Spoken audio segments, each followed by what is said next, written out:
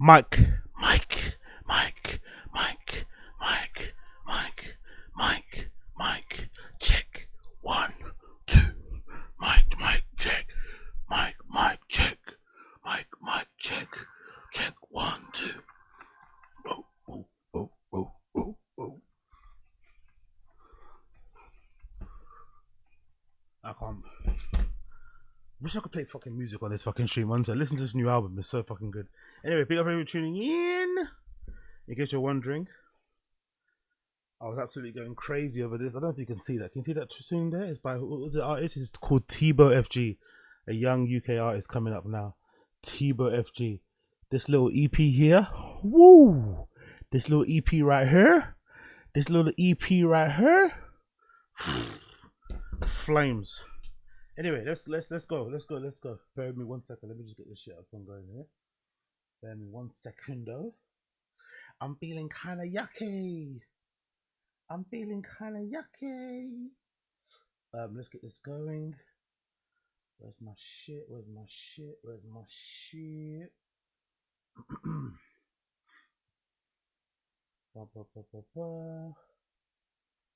me 1 second and we're gonna start. Where's all my shit? There you go. Boom. Wagwan for the Wagwan, people. Wagwan for the Wagwan. Look, I'm even sweating a bit, aren't I? Yeah, mad one. What's going on, people? What's going on? Happy 4th of July, motherfuckers. Happy 4th of July. Happy blood clot 4th of July. You get me? Happy 4th of July to all my people out there. If you're from the States and you celebrate that shit, happy fucking 4th of July. If you're in the States and you celebrate that shit, hope you're having a great time. Hope you've had a great time. Although your country's on fire at the moment, everywhere's on fire at the moment, you know, life probably ain't that easy. Politics probably isn't that easy. Everything isn't that easy right now. I hope you're making the best of it. Hope you're making the best and the most of it. I know it's not easy. I know it's hard. I know it's difficult. I know it can be stressful. I know it can be annoying, headache inducing, but you shall prosper. You shall overcome. You shall get through. That's what the human condition is all about anyway. We usually get through it all, innit? That's what usually happens. Despite how fucking hard some of these things are, we usually always get through it. Even though it seems pretty bleak at the time, we usually always find a way to get through it, don't we? We always usually find a way to get through it. So big up everybody tuning in. I appreciate every single one of you. Hold on, I'm just gonna make sure I got everything loaded on here where it's meant to be. Apologies for doing this right now. I should have done this earlier, but I was skanking to some tunes. Bish bash bosh. Cool. That's done on my end. Big up the stream chat. What are you guys saying? I see you, Wagwan Jersey. What's going on, darling? What's going on, Matthew Escalin? What's going on? Jack Donahue Jr. What's good, GG? Eric Babe, what's good? Demaz197, I see you. Don Dot, I see you, my I see you, my guy. Oh yeah, exactly. Happy shit. This weekend is lit for the people that go outside, isn't it? 4th of July today, Pride tomorrow. Wow. This weekend is lit, innit? Some people are gonna be wounded on Monday. 4th of July tonight, Pride this whole weekend. Fucking hell, it's gonna be mad. Big up the people like they're celebrating Pride too. Yeah, exactly. Joe from MIA. Oh, I knew someone would say that. You're a cunt. Big up Joe from MIA. I knew somebody would mention that. I knew somebody would fucking mention that. I remember when AZ asked what day 4th of July was. I knew somebody would mention that. You fucking piece of shit. Oh. Big up Jack Donny Jr. Don't embarrass me. It's fucking hilarious. But before we continue,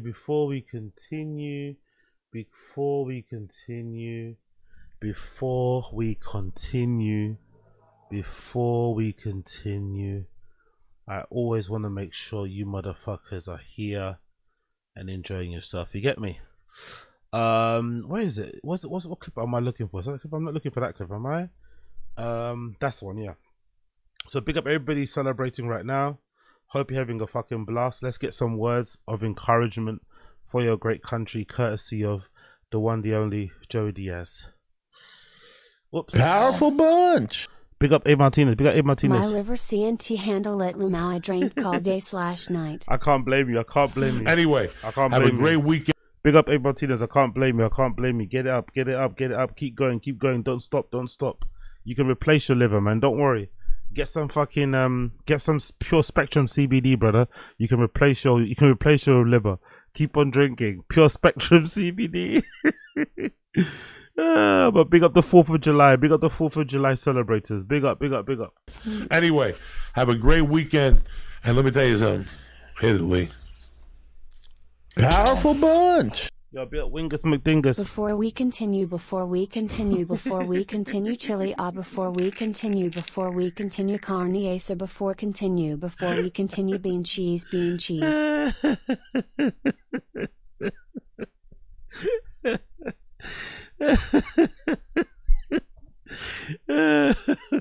up Wingus.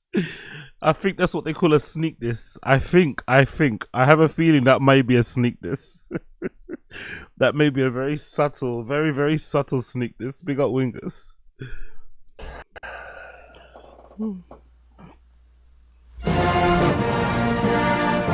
Get up, cocksuckers. It's all over. Listen, we had a rough couple of months.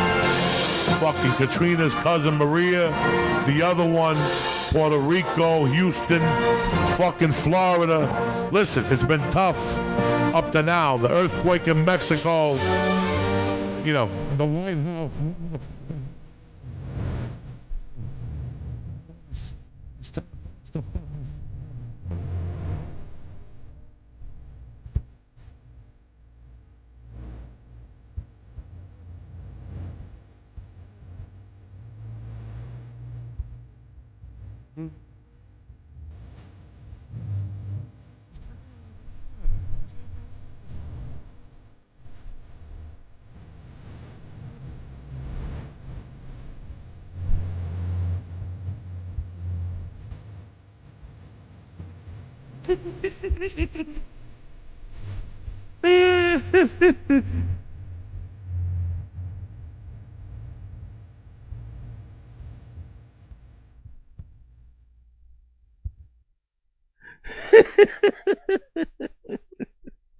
Fucking brilliant. Fucking brilliant.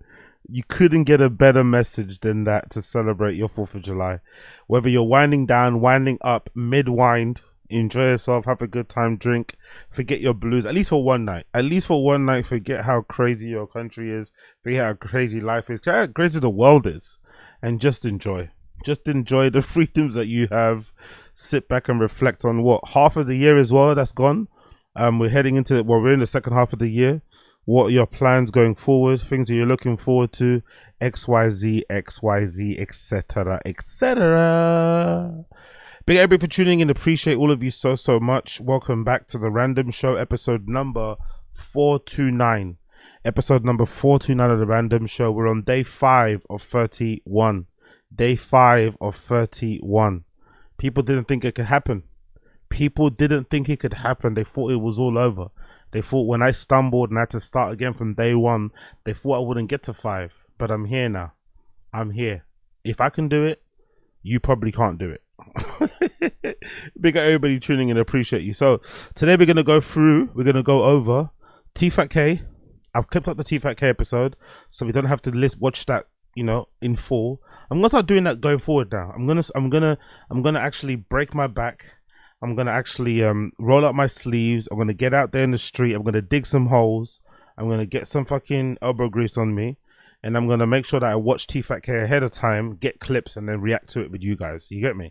I don't think it's fair to have you sitting through that fucking horrible fucking podcast. So I'm gonna do that with both. I'm gonna do that with all the shows. I think actually going forward. Fuck it. Shub Show, Golden Hour, Powerful bunch. and Tfatk. Big up King Bayu. Look up for extra Oz. His fighting days are over, lol. King Bayu. Great minds think alike, my friend. That's next on the list.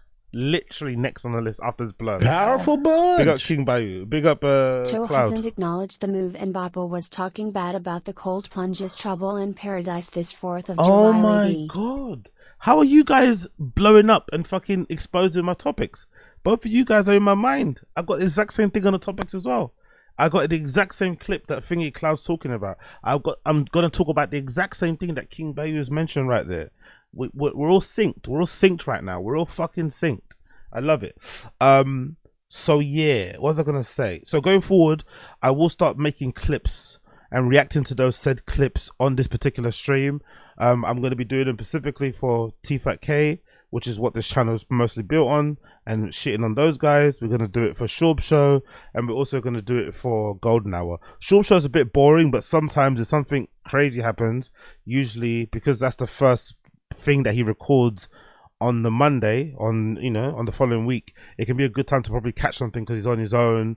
He's talking to Chin. He wants to feel like a badass. You get some epic rants there. We got that fucking Nate Diaz twist your neck off unscathed rant from Shorb Show, so it's worth giving it a look. So I'll be making clips myself and whatever, and then obviously reacting to it with you guys here on the stream of Shorb Show, Tfatk, and obviously Golden Hour.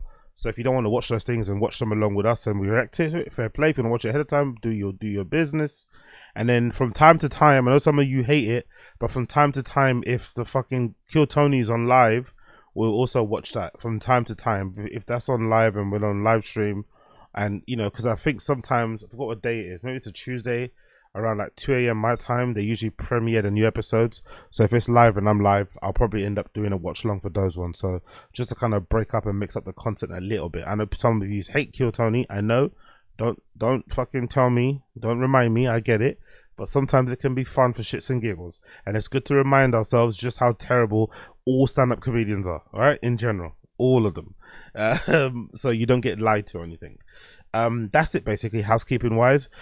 This is a part of the marathon stream. Obviously we're going to try hit 500 members by the end of July. It's a very optimistic goal. I think I'm on like 120 odd members now, I think, at the moment. So if you want to join and become a member, get access to member only flipping live streams. Usually on Wednesdays I do member only streams. You can watch them if you're not a member, but you can't comment unless you're a member, so it's member only chat. So if you want to take part in that, make sure you join and become a member. There's a link to become a member in the description. Opt in for gifted membership in the descriptions too. If you want to gift the membership, you can via the fucking chat and shit. There's a little dollar icon there. You can gift the membership to anybody else you want to do so. That's about it really. If you don't want to do that, like the stream, subscribe to the channel, leave a comment, all that nonsense, lame normal YouTube shit, you know how it is. I've uploaded some clips on Taz if you want to check that out as well. The Patreon's going to be updated this weekend, so if you want to check that out too, there'll be an extra long Taz on there. Maybe you get a little bonus random show little thing on there too if you want to subscribe on that place. And that's basically about it. And of course I'll join the Discord too. There should be a Discord link in the description. Join the Discord, communicate with people, hang out with some of your friends over there, kiki haha gg, and yeah, let's fucking go. Let's fucking go. Okay, so first thing I want to talk about is this, right? First thing I want to talk about is this.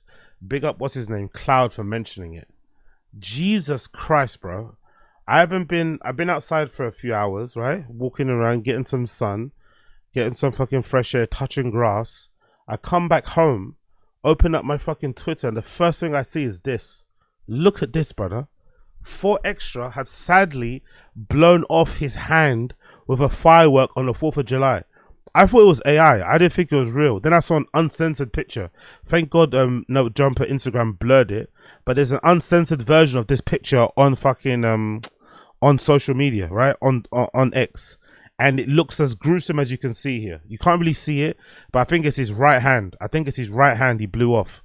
Honestly, you see, it looks like stick. I thought it was fake at first. It looks like sticks, but it's actually blood. No, sorry, the blood. It's actually his bones, like in his hands. You can see them. His whole hand, all the flesh of his hand. I think from what I could see when I zoomed in, the only finger that he has that looks like it's still somewhat attached is the thumb. If I'm not mistaken, I think the thumb. I think it's the only finger he's got somewhat attached. I think all of his actual 4 main fingers are completely blown off. Like gone. It's fucking crazy. It's like he stuck his hand into like like a wood chip machine thing. Honestly, bro, I swear to God, it was like too much. And allegedly, the thing that did the problem was the thing that did the blowing up.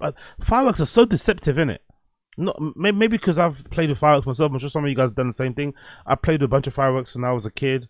you know, we'd be running around, like, even thinking back to it, it's fucking ridiculous. We'd be running around school, we'd be chucking them inside school, schoolrooms, schoolrooms. What the fuck do you call them? Into fucking rooms at school, whatever, classrooms, sorry, schoolrooms. Jesus Christ. Redacted. We'll be chucking them into classrooms and closing the door and letting them explode. We'll be running after each other and like firing them like guns and shit at each other. Like, we do mad shit. So, and I never, you know what I mean? Nothing ever bad happened. So it's kind of crazy to think those same fireworks that I was fucking around with as a kid, people can get their whole hands blown off it. And look at the firework that did the damage. Somebody posted it. I think FIREWORK. That's the firework that did the damage. That's it. Those are the fireworks. I don't know what style of fireworks they are, but allegedly those were the fireworks that blew off his hand. Crazy, isn't it? What do you guys think? I get it's like mini dynamite, so it's always going to be super dangerous, but I didn't know they could blow off your entire hand, bro. What style of... I'm curious how many people get hurt doing exactly. I've been lighting up fireworks every 4th of July for like 20, exactly. No more trigger fingers. Darwin Gang. He got mincemeat for a mitt now, exactly. He lost the fingertips and the bones too. I think he lost... What do you think, King Baby? It looks like he lost his... would you not agree? Have you seen the uncensored picture? Because I zoomed into it. It looked like he lost all of his fingers. Like, the bones of the fingers are still there, but all the meat is gone. All the flesh is gone on the 4 fingers. It looks like the only thing that was attached that looked somewhat normal was the thumb. That was the only thing that looked normal. Everything else had completely gone. Look at that, man. Like, it's crazy. Look at it. It's completely gone. You can't see it, obviously. Thank God for No Jumper censoring it, but his hand is completely gone. But those fireworks are usually the illegal kind that comes with that come from Mexico or China, because they won't sell you those powerful ones. Oh, okay. All right. That makes a lot more sense. Damn, something happened. Say it happened to a friend of mine. Shit. Is it called an M80? Is that what it is? That fireworks at M80. Let's see. M80 firework. What does that do? Are they really powerful, those ones? Wow, it's a large, powerful. Okay, cool. Let's check this out. I want to there's a compilation, M80 firecracker compilation. Let's check this out. I'm curious to see this. There's a compilation of what it looks like.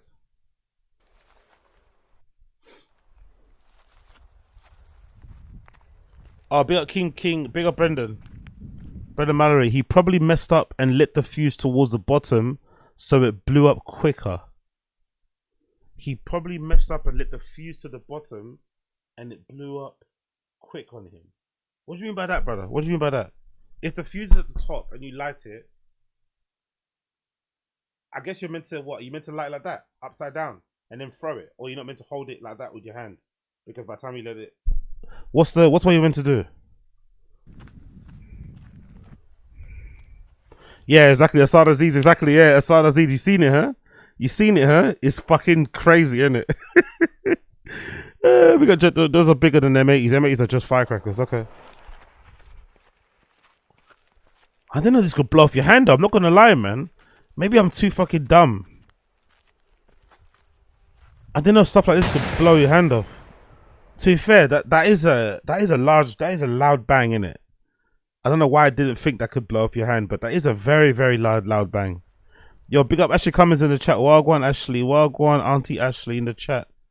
If you like the top of you have time to run and toss it. If you light it at the top, but who lights it at the bottom though? That's what I'm trying to figure out. Who lights the fuse at the bottom? Why would you light it at the bottom for?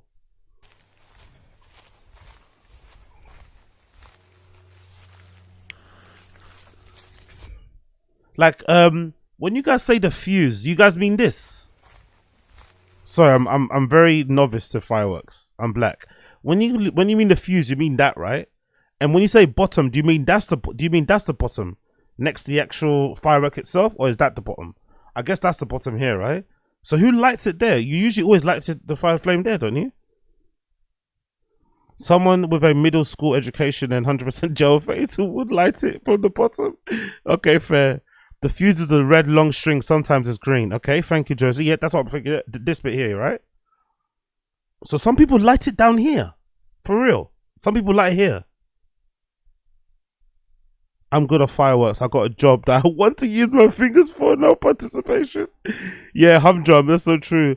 I know a bunch of people, right? People living in the stream chair. I don't know if it's a thing where it happens as a kid.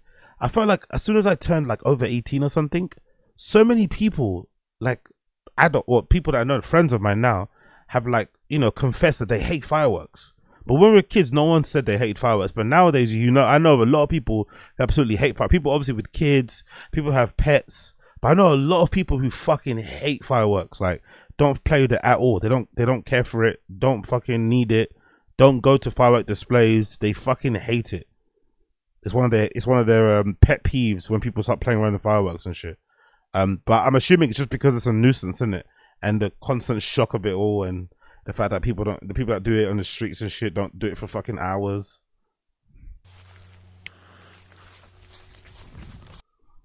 You can accidentally light the middle of the fuse if you put your lighter in the wrong place. Oh, okay, I see what you mean. I couldn't fathom in my head incorrectly lighting a firework fuse. It wouldn't make any sense because I'd be very conscious that I could blow off my entire face or hands or whatever.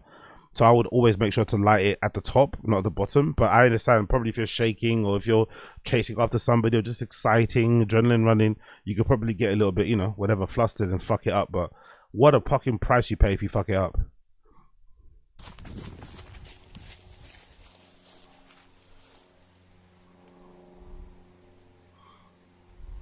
What a fucking price you pay, because this is loud. Oof. That ain't no play, bro. I'm not gonna lie, that ain't no fucking play. That sounds fucking loud, bro. Boom Boom 5G, small banana crazy frog match cracker. This will be. What do you call guys like this, by the way? People in the stream chat. What do you call guys like this? Guys who live in like rural parts of America and just like have like mad stockpiles of fucking fireworks they just light. That's fucking fun, innit? Like, that's fucking fun, innit? He's just got his little man shed and he just like fucks around with fireworks. That's kind of fun, I'm not gonna lie. This guy's got life made, man. That's kind of fun. He just orders bare fireworks. Look at that. Look at the little bomb he made. Look at that, mate. Hamas, eat your fucking heart out, bro. Hezbollah, eat your fucking heart out. Look at that. Look at the little bomb he's got there. Alhamdulillah.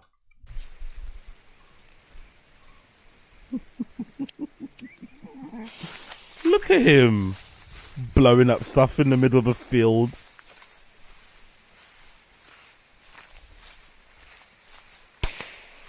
Fucking hell. What do you call them, Americans? Dangerous hicks, virgins. Fucking hell. Yo, that's gonna blow you in half if that someone throws it on you. Fucking hell, bro. This guy's mad. Oh, look, what's this one? What the fuck is this one? Lock right here. Look at that. And we are not going to be playing games anymore with this lock right here. Red firecracker, and we are not going to be playing games. What next? Is he gonna blow one up in a bowl full of screws and fucking bolts and shit? Yo, he's going into dangerous territory, isn't it? He's gonna go. Is he gonna put a firecracker inside of a bottle filled up with fucking bolts and shit? IRA style, right? Like, what the fuck is going on right now? Games anymore with this lock right here.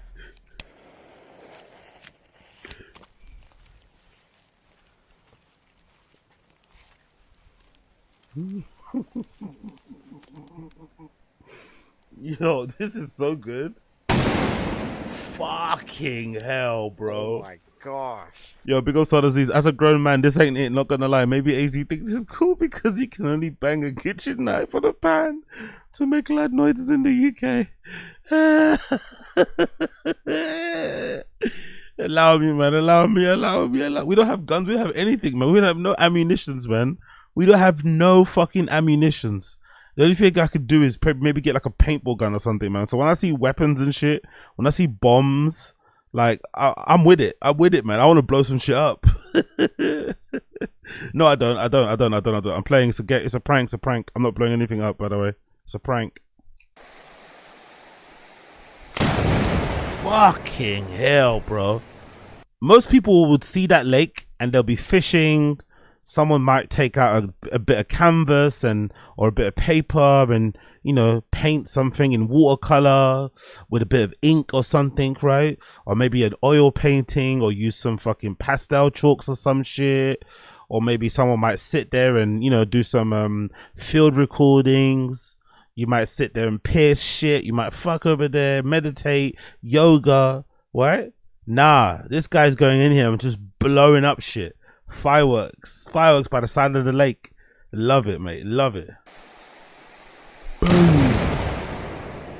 Oof. I want some fireworks, bro. Anything more gnarly? Let's see this one. One more gnarly one. Maybe this is good. Nah. What's up in there? What's up in here? Alright guys, so here goes the half stick and we're gonna place it right here. To be fair, any guy that carries around a torch like that, right? Anyone that's got one of those torches, you know the guy means business. If your homie, if your homeboy pulls out one of these torch things, right? One of these fucking things, right? Where you fucking fill it up with propane and shit. If someone pulls out one of these, you know he means fucking business.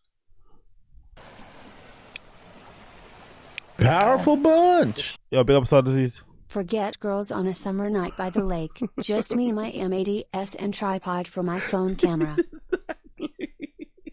Exactly. A backpack, and he's got an East pack full of M80s, man. He's got a fucking East pack full of M80s, and he's looking for some fun. Could you imagine what his Tinder profile looks like? His Hinge profile, those 4 pictures. Just him in the woods, surrounded by like shrapnel and shit. Could you imagine what those pictures look like? I like to blow up things. What a legend. Should be really cool. What a legend.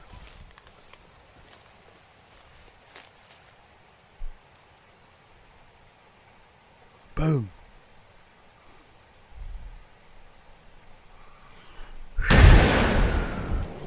Well, anyway, let's leave that there. Let's leave that there.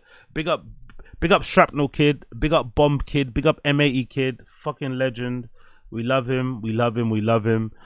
Thoughts and feelings go out to fucking 4Extra. He was doing a lot of woofing on the net, by the way. He was doing a lot of woofing on the net. He was talking about how many squabbles he's got and all this shit. I'm sure 607 I'm sure 607 is quietly laughing right now. I'm sure 607 is fucking laughing. He is really cackling to himself right now seeing this. You know, it's not cool to see regardless, but I get why 607 would be happy about it. But yeah, man, mad how things change, innit? He was a big bad bully a minute ago, and now all of a sudden he's essentially handicapped, innit? It's crazy how things change, man. Crazy how things change. I wonder if he's gonna get that. I wonder if he's gonna get one of those prosthetic gold hands like the guy in fucking Game of Thrones. Is he gonna get a hook? Like, what will he get? He's probably gonna, or is he gonna get like a fucking is he gonna get like that thing from fucking, what's that thing called? What's that comic book character called? He's gonna get one of those things with the fucking jewels in it and shit. What's that fucking thing called again? Forgot the fucking name. I'm curious to see what he's gonna do. But Jesus Christ, man. Jesus Christ. Thoughts and feelings go out to him. I wonder if Adam 22 is gonna cover this. Will Adam 22 cover this? Do No Jumper provide medical insurance? These are questions that we'll have to wait and see. That's the Infinity Gauntlet. That's the Infinity Gauntlet. Will he get an Infinity Gauntlet like type of prosthetic? Maybe he might be around in time to see Neuralink, you know, Elon Musk's thing, come to fruition, and they might be able to help him out with something. You know what I mean? Some sort of like chip that goes into his head that allows him to regain the function of his hand again. But yeah, that's fucking crazy, man. He's got no hand now. He's legitimately got no hand. Honestly, check out the picture. It's uncensored. It's on Twitter. You can find it. Just type the guy's name in, 4XTRA, 4Extra. You'll see it. And if you zoom in, please let me know if I'm waffling. But I think he blew off his right hand, and I think he's only got his thumb left. His thumb looks like the only thing that's left. His other 4 fingers are gone. You can see the bones sticking out, but the flesh around the fingers is gone. Muscle all gone. Tendons all gone. But I think the only thing left is the thumb. The only thing left is the thumb. It's pretty fucking gnarly, man. So be safe out there if you got fireworks. Be fucking safe, because fireworks are nothing to play with, as you can see. Fireworks are nothing to play with, as you can see. Cool. Move on. Let's get to Tfatk stuff. So Tfatk stuff. First thing. Tfatk stuff. Big up. I think it was Cloud that mentioned it earlier. Big up Cloud for the fucking insight, the fucking reading of my mind. There's this clip from the latest episode of Tfatk, episode number 1110, I think, or 101. Whatever the episode was where I took it from. Was it 1001? Let me double check my phone here. Was it? Yeah, episode number 1101, where it sounds like, I don't know if you guys agree, but it sounds like Brendan, you know, sneak dissed Joe Rogan, which would make sense, because since he's moved to Austin, Texas, I've not heard Brendan mention Joe. To be fair, I've not really heard Brian Callen mention Rogan either, but I think I know why. I think Callen is a premier, top tier Brendan Schaub cock guzzler. He's a cuck for him. He throws himself in line of fire whenever Brendan's feeling bad or whatever. He's always making sure his feelings are fucking tended to. So I think Brian's very aware that Brendan has a little bit of, you know, ill feeling around stand-up comedy, how he quit, Rogan, whatever. So I think he goes out of his way not to mention stand-up. That's my personal feeling. I feel like Brian goes, you know how sometimes, I don't know, maybe you weren't able to go on holiday this year and your friend has been on 7 trips, but he knows that you wanted to go somewhere, but you're currently in a broke situation, so he doesn't mention it, you know, too much.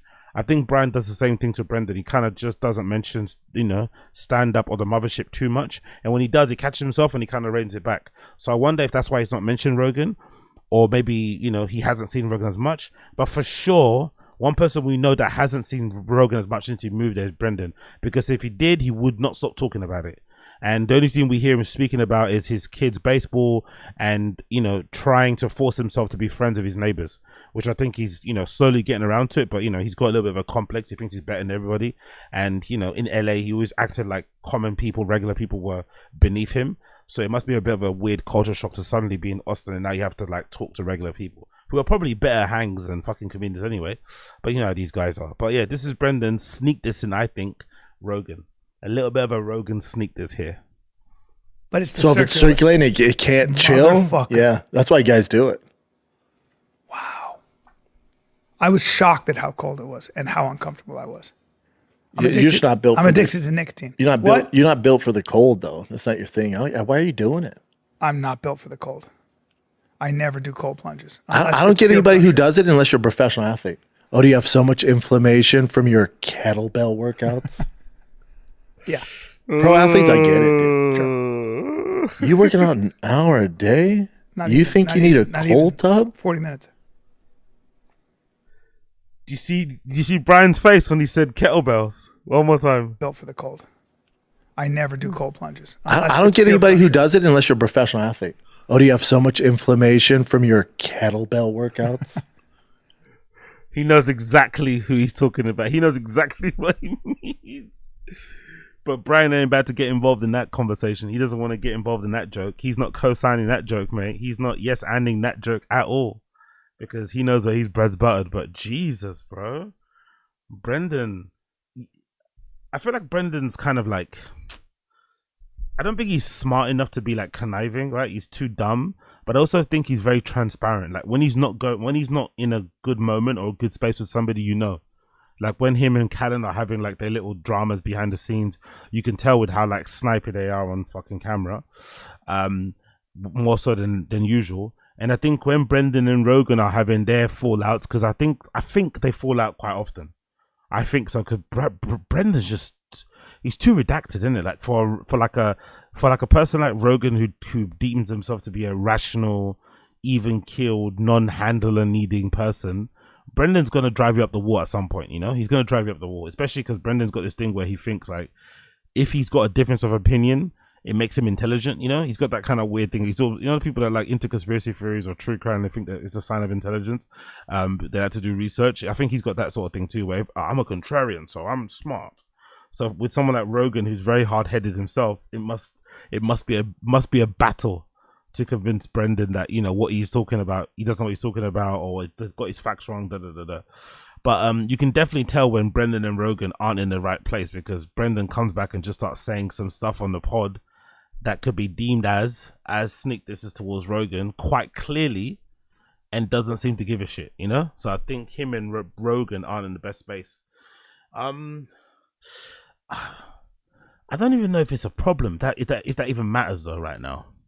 He doesn't do stand-up. He's not involved in that world anymore at all. He's kind of gotten everything he needs out of Rogan anyway, innit, Brendan? They both have. They've gotten exactly what they need. I don't think Ryan's ever going to have a resurgence in his comedy career. I just don't think he's funny enough, charismatic enough to get that, really, so it's not going to happen. And it just doesn't happen anyway. Even, you know, he's in his 60s and he wants like a second, third, fifth wind. Not happening. But I don't know. If you're Brendan, obviously Brendan cares because he worries more about having like famous friends and shit and being friends with Rogan. But I don't think you should be that bothered if you're Brendan and Rogan's like giving you the cold shoulder. You know? Like, I don't think he moved to Texas only for Rogan anyway. I'm sure Rogan played a part in it, but I'm sure he moved. My theory is that he moved to Texas mostly because of the money. You know, he get more bang out of his buck living out there. You could probably ball way harder and get whatever. And maybe something to do with the lawsuit. I don't think so, but yeah, I think mostly to do with money and finances and whatever he could afford. So he's not going to do stand up anytime soon. Anytime the topic of doing stand up again comes up, that guy fucking panics. He's like, I mean, he makes sure to say no. Like, he doesn't want to do stand up again. I think stand up burned him. I don't think he ever wants to put himself on stage again and put himself through that ridicule. So yeah, even though the Rogan chapter it feels like it's ending, I don't think he should be bothered. But I don't know how to read these guys, man. They're weird. Like, I wouldn't want to have these guys as friends because it's clear that Brendan and Brian aren't as close as they want. No, Brendan and Rogan aren't as close as they once were. It's obvious, right? To anybody watching. Even if you're a fan of Brendan Schaub, you can definitely agree that they're not as pally friends as they once were. Like, he doesn't talk to Brendan the way he talks to Shane Gillis and all those guys, right? It's not the same type of love and whatever else that comes from there.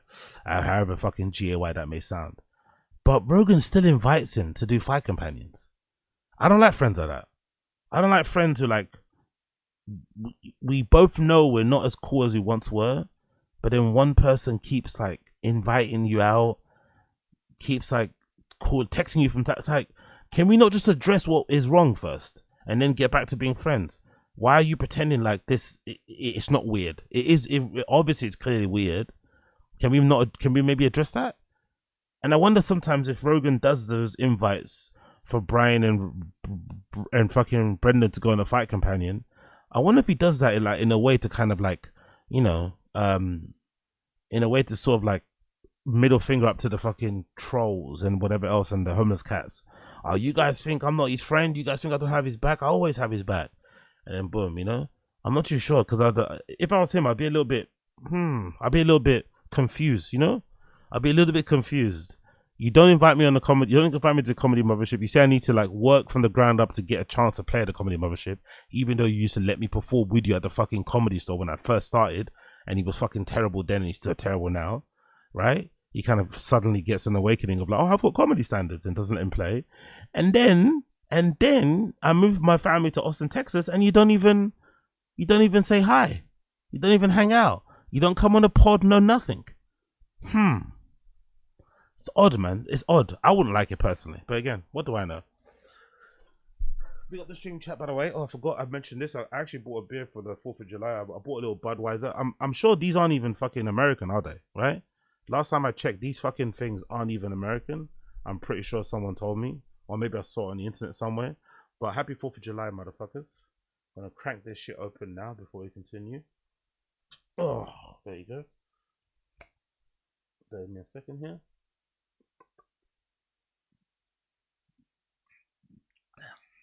Not the best, really.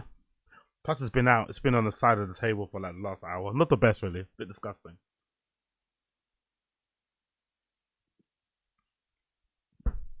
Not the best, but hey, happy 4th of July, motherfuckers. Happy 4th. Big up the stream chat. What are you guys saying about my little blurb there? What are you guys saying about my little soliloquy? Have you ever... Big up Ason. Have you still not understood Elon is a con man and a fool? What's it gonna take? Brother, man, we all have our people. We all have our people that we give endless fucking endless second chances to. We all have our people that we let scam us, hoodwink us, and Elon's my one. It's redacted, I know, but that's my one. I'm sorry, unapologetically. I know I'm very much in the minority here, but that's my guy. I'm willing to let do unforgivable things to me. Even the tip of his thumb looks fucked here. Big up Kim Bayu. Let's go down. Big up AFFILIATION here. Bappa might be redacted enough to believe he's in competition with Rogan, comparing himself to the guy with 600 million and all the influence in the world. I don't know if pure spectrum stocks are high enough, but it's hilarious. Big up Z. Brendan's in his teenage rebellion stage. Callan is calling Daddy Rogan after this. Joe vouched for Bappa to do business partners at On It, and then Bappa burned those bridges, and it reflected Polly and Joe. Brendan Mallory, I agree with you, but their actions don't reflect those type of things. You and I would probably have that kind of feeling, but Rogan still associates with Brendan, did never cut him off. He's appeared on the podcast numerous times after burning those bridges. He's probably going to be on another Fight Companion race. To be fair, that might be the real test of where their relationship is right now. Whenever the next Fight Companion is, I don't know when they're going to next do it. Whenever the next Fight Companion is, UFC Fight Companion on JRE, that's going to tell us a lot about what the current state of their relationship is. Because Brendan is right in Austin. It's not like he's traveling from LA to Austin. He's right there. Does Rogan invite Brian and Brendan to do it? Or does he get a new cast of people? I'm really curious to see what happens there. That will really tell us a lot. Papa Witches with Joe. Even Joseph Rogan can't help Papa. Big up Brendan Mallory. Big up Izanella. Can't jerk off with a thumb. Fucking hell. Force the press for extra. Brendan Mallory. Joe is a loyal and forgiving guy to most of his buddies. If only he sees Bappa as a fight companion. It's not one of those easier to stomach. It allows them to pretend he's still friends. Yeah, that's true. Budweiser is American. It's just us. Okay, cool. Big up disease. I miss his stand-up. Me too. Me too, bro. Me too. Better crack one open now. Big up Brendan Murray. Yeah, crack one open now, brother. Get going. Get going. Yeah, big up for the super big exotic 420, man. I really wish I had gotten a bottle of Tigerfic before they fucking sold out and their stocks are gone. Because I think when I wanted one before, somebody was offering to send me one, but then I think quickly realized that you can't send bottles of whiskey, international mail and shit. It's just hard to do, or it's just, I guess, impossible in some places, maybe region specific. And then we didn't get them here. They weren't available in Europe. I was always checking to see if some random place, some random fucking liquor store would have them available, but they never came over here. They were only available in North America, unfortunately. Well, I haven't seen them anyway, but I really wanted to get fucking a bottle, batch one. I really wanted one, man. Fuck. Just for the meme. Do you know what I mean? Just to tie it all in. I really wanted to taste and see what it was like, but unfortunately I missed out. Maybe when I eventually visit the States, that's one thing I'm going to do. I'm going to try to see if I can, that would be a mission actually, regardless of where I go, East Coast, West Coast, down south somewhere.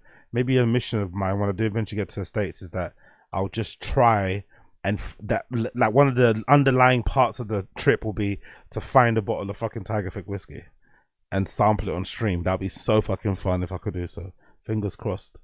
Big up Astrologies. Rogan has never been on Tfatk. The only time he was, Tfatk is on his own studio. Yeah, exactly. Yep. We talk to quit MMA. But Rogan's not been on Tfatk, but he's been on Flagrant. Think about that, bro. Rogan's never been on Tfatk, but he's been on Flagrant. Although he has done a bunch of Theo episodes on his pod too. He's done a bunch of Tim Dillon episodes on his podcast studio too. So maybe, maybe Brendan and Brian shouldn't feel too entitled, but I think they've been friends enough with Rogan for many years that they should feel like he owes them to give, not owes, but like, hey, come on my pod as well, motherfucker.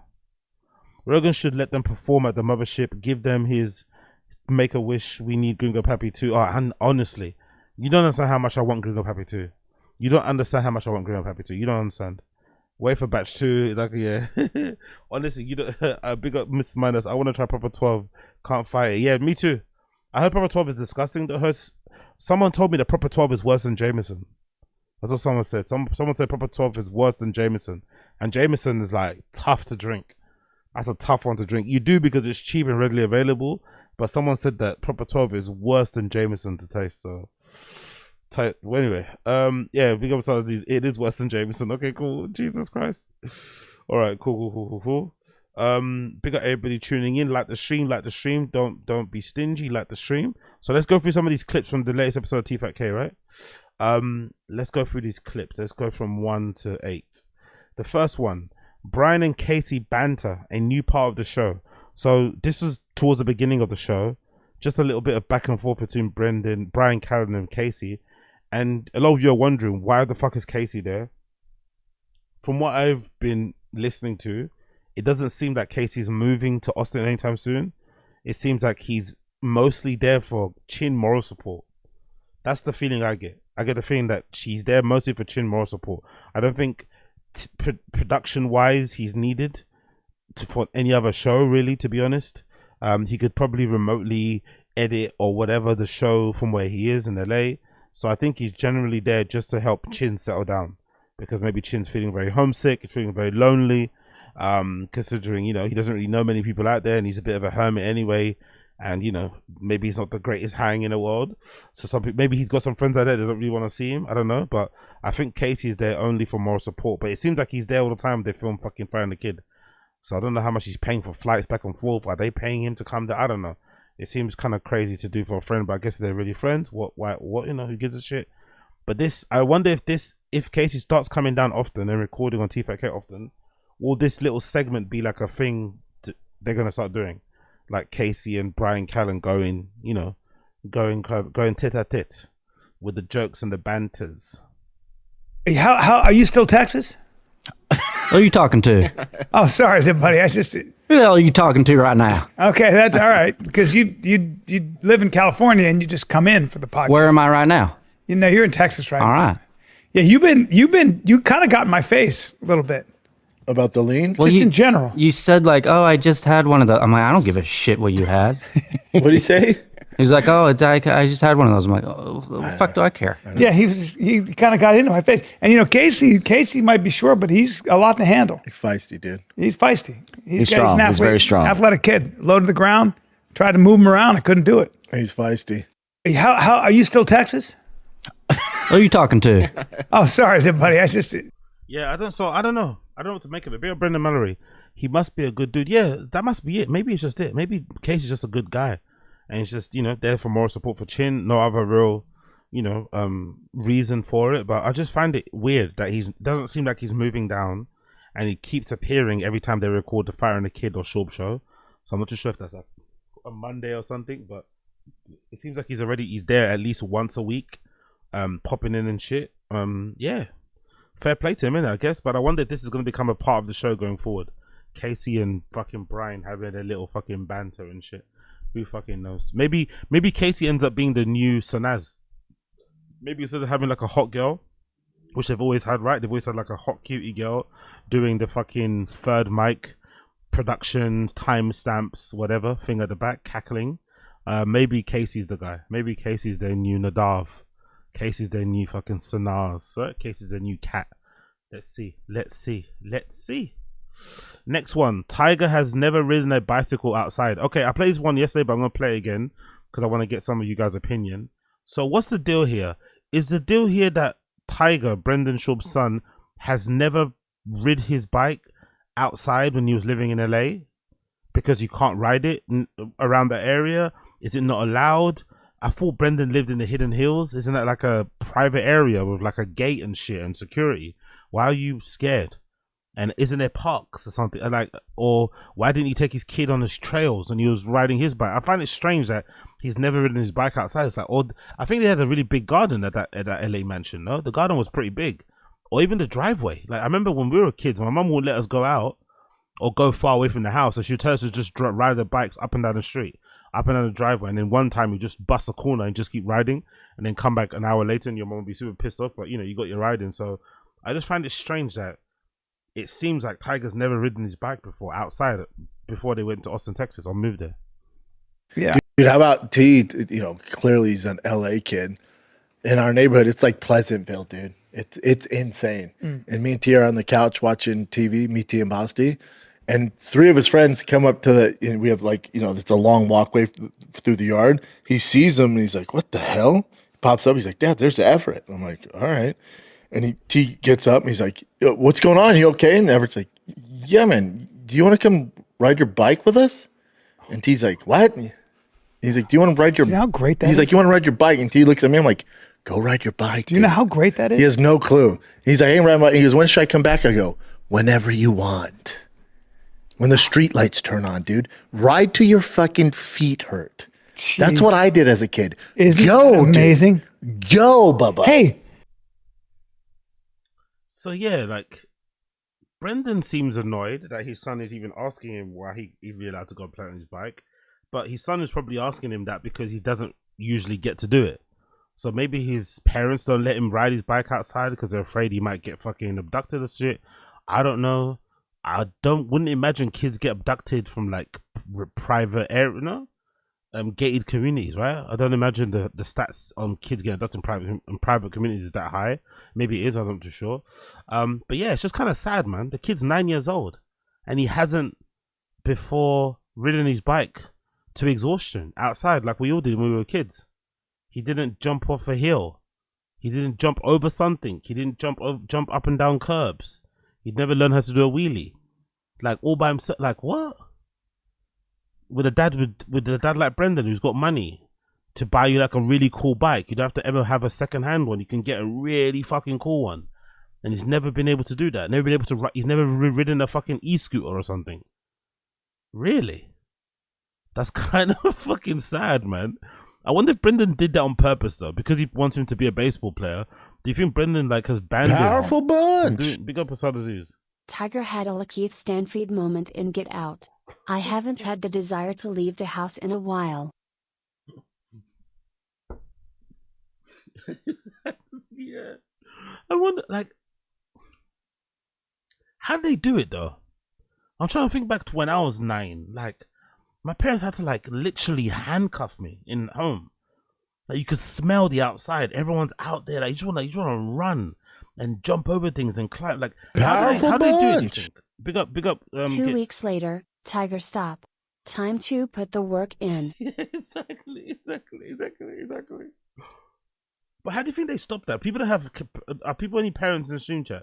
How do you prevent your kid from going outside at that age? Especially a boy. Like, how do you prevent him from just riding his bike? From fucking around? From playing knockdown ginger? For walking around with his friends up and down the street? I don't know, sitting on a curb. Like, how do you prevent that? It's pretty impressive how they've done it. Do you think about it? It's pretty impressive how they've kept him off of social media. Brendan it doesn't seem like he's got a video game console. I don't think so. I think Brendan doesn't have a video game console from what I can from what I can see. He doesn't have his own computer. He doesn't have a phone. He doesn't have a social media. Like, you have to kind of rate Brendan for his ability to like keep that kid like pretty much like under his fucking thumb, innit? Like, it's kind of wild if you think about it. Like, he plays baseball, the thing that Brendan wants him to play. Before that, he was doing jiu-jitsu. Brendan wanted him to do that. Like, he's pretty much running that kid's life. He tells him what to do, what sports to play, where to go. Like, and then he gets surprised when the kid asks him permission if he can go and ride his bike with his friends. Powerful bunch. Don't do it. That's gay. Exactly. Basically. Fucking hell, man. So, and I feel like the kid doesn't even have that, like, maybe for a baseball, but I feel like he doesn't even have that many friends. It feels like he hangs out with him all the time, you know? I don't know. I don't know. Maybe I'm reading so much into it. But free fucking Tiger. That's what I say. Free Tiger. Free fucking Tiger. Next. Papa wants an invite to Papa's house, or Brian wants an invite to Papa's house, but is he just overcompensating for the viral clip where Papa says he doesn't know where Brian lives? Yeah. So this clip has gone viral on Reddit, I saw, and people are talking about this, where Brian does this bit where he's like pissed off that Brendan hasn't invited him to his house, and he starts talking about that, and he mentions something about, oh, if I needed 250,000, I'd give it to you. I don't know. It's a weird thing to mention. Whatever. I feel like Brian is only saying what he's saying here to overcompensate and to kind of make up for how awkward it was when Crystalia pointed out and started laughing and mocking the idea that Brendan didn't know where Brian Callen lived. And there was that kind of meme, that kind of troll they were doing about, oh, Brian's going to leave the show. He's not going to come back. He doesn't even do the show, right, when he went on vacation. So I think Brian saw that sort of stuff. And obviously, you know, there was some truth to it, because most likely Brian is plotting his escape from Tfatk. I think I believe that now. Seeing the stuff that I've seen, I think Brian's making he's making concessions. Let's say he's putting in place backup plans just in case Tfatk goes under. I think that's why he did this little bit. You know what? Hey, we're friends, right? Would you say we're best friends, sort of? I mean, at the end of the day, Yeah. How close are we? Are we close? We're close. Why? Are we friends though? Yeah. I don't want your kind around my neighborhood if that's what you're referring Like, to. if you needed to borrow We don't want the riffraff or- $250,000, I know. I would lend it to you, right? Yeah. And we've been through some shit. Yeah. Went like this to the world. Yeah. So we're kind of stuck with each other, huh? Yeah. I'd say this is a fucking marriage. I know. Can I get an invite to your house once? It's unbelievable. I've been there. invited me? Hey, you know I've what? been there. It's lovely. I haven't And gotten thank an you again invite. for the I haven't invite. gotten. Who the fuck does that? Like, I haven't gotten an invite what to it his is? house. We You don't haven't want- invited me, my wife, my kids. We don't want the. I don't think this is coincidence. I personally think he saw that clip of Chris mocking Brendan about not knowing where Brian Callen lives, and they should overcompensate. They don't care about each other like that. We know. It's obvious. They have these on-air production management meetings in front of cameras because they don't ever talk to each other anywhere else apart from that, so just do it on there anyway. So I generally don't think they really care about each other outside of the pot, which makes sense, in it, to be honest, to some degree. When you're working with somebody for maybe 10 plus years, 20 years, maybe that kind of friendship where you kind of hang out all the time and grab some beers after recording is probably waned over the years. And obviously I'd imagine all the controversies as well haven't probably helped. But the pod still makes some money. It's still their main fucking breadwinner. It's still their main sources of income, so they put up with each other. But in terms of hanging out and being friends, I don't think so. I said before in another stream that I would go as far as saying I don't even think their kids have met each other. I think the wives have, probably in passing. Yeah, it happens, you know, especially if you're out with your wife and they bump into each other out and about. But I don't think their kids have met each other's kids. Obviously, Brian's kids from his first marriage is pretty difficult because I think they're teenagers, so maybe they wouldn't want to hang out with Tiger and Boston because they're literal children, babies. But I don't think Brian has ever met Bren. Yeah, I don't think Brian's probably held. I don't think Brendan's ever held Brian Callen's 2 new babies he has with his new wife. No, I don't think so. Like, I don't think they've either been in one room. The families, like Brian and his family, but I don't think they've been in one room ever. So, and I think Brian's aware of that, and I think Brendan's aware of that, and they just let it be because, you know, it is what it is. But I think when that clip went viral of Chris taking a piss out Brendan not knowing Brian lives, he had to overcompensate to make it seem like it wasn't him and it was, you know, mostly Brendan. I think that's basically what's happening here. Riff raff in the house. You know, hey, you know how it is, baby. I don't forget my roots. Hey, I don't forget my roots. You're welcome. I live 19 minutes away. You're welcome. When the lights are off. What do you guys think about big up Brendan Mallory? He mentioned that he loaned him. What do you guys think about that mention of, like, if I needed 250, if you need 250,000, I'd give it to you, right? Do you think he mentioned that because he just as an analogy, as a joke, or do you think that was a slip, you know, a revelation, like a revealing of something that we probably didn't intend to reveal, as in he actually in real life lent Brendan 250,000? I don't think so. I think it was just like an analogy, you know. I don't think it was oh yeah, I actually lent you 250,000. I just think it was a little analogy that you made. Powerful bunch. Big up Solaces. Not a real family. But Chin is everyone's little bro. Chin's everyone's little bro, despite Chin being closer in age to Brian than Brendan. Think about that. Chin is everybody's little bro, despite him being closer in age to Brian than Brendan. You're welcome. Not during the holidays.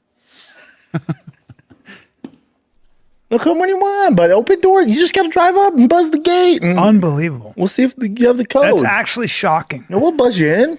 Hey, I'll buzz you in. I got a fucking 15-month-old and a 3.5-year-old. That's our kids are different ages. That's the problem. So what? You know.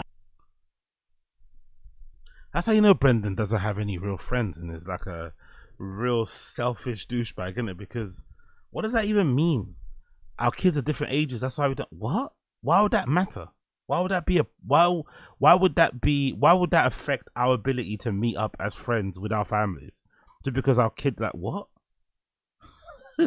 What does that even mean? Like what are you talking about right now?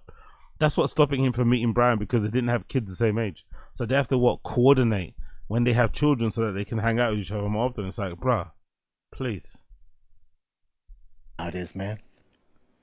Hey, I'll buzz you in. So I don't even get an invite to your house. So I haven't seen your house. Hey, come by. I'll buzz you in. You know what? You know what? But you've been here longer than me. You've never invited me to your house, to be fair. You have a standing invite. This is very forced, by the way. This is very forced. Like I said, I'm all but certain Brian saw that clip of Chris D'Elia saying what he said. This feels very, very forced. But getting you anywhere It's tough. is impossible. It's tough. Which I know. It's I would love you to be involved in some of the things I do. Now I'm going to start. So when he says that, I think he says, I'd love you to be involved in some of the things I'm doing in terms of stand-up. For some reason, maybe it's a money thing, but I feel like Brian's really trying to push Brendan to get back into stand-up.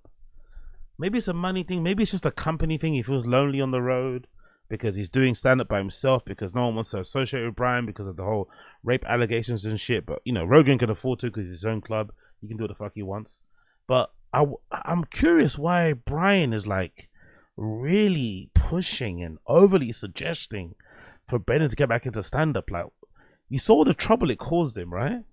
I'm pretty sure, like, if you had to tally up when all the issues really started to ramp up for Brendan, I feel like the stand-up really exasperated a lot of his issues. I feel like if he just stuck to podcasting and was still the same douchebag that we know and love, I don't think it'd be as bad, the hate. I think doing stand-up really exemplified, really exaggerated, really kind of blew up, really highlighted how much of a douche he is entering into that world. Brian saw that firsthand and still keeps suggesting, hey man, I'd love you to be involved in the stuff that I do, man. It's like, bro, that stuff nearly broke him.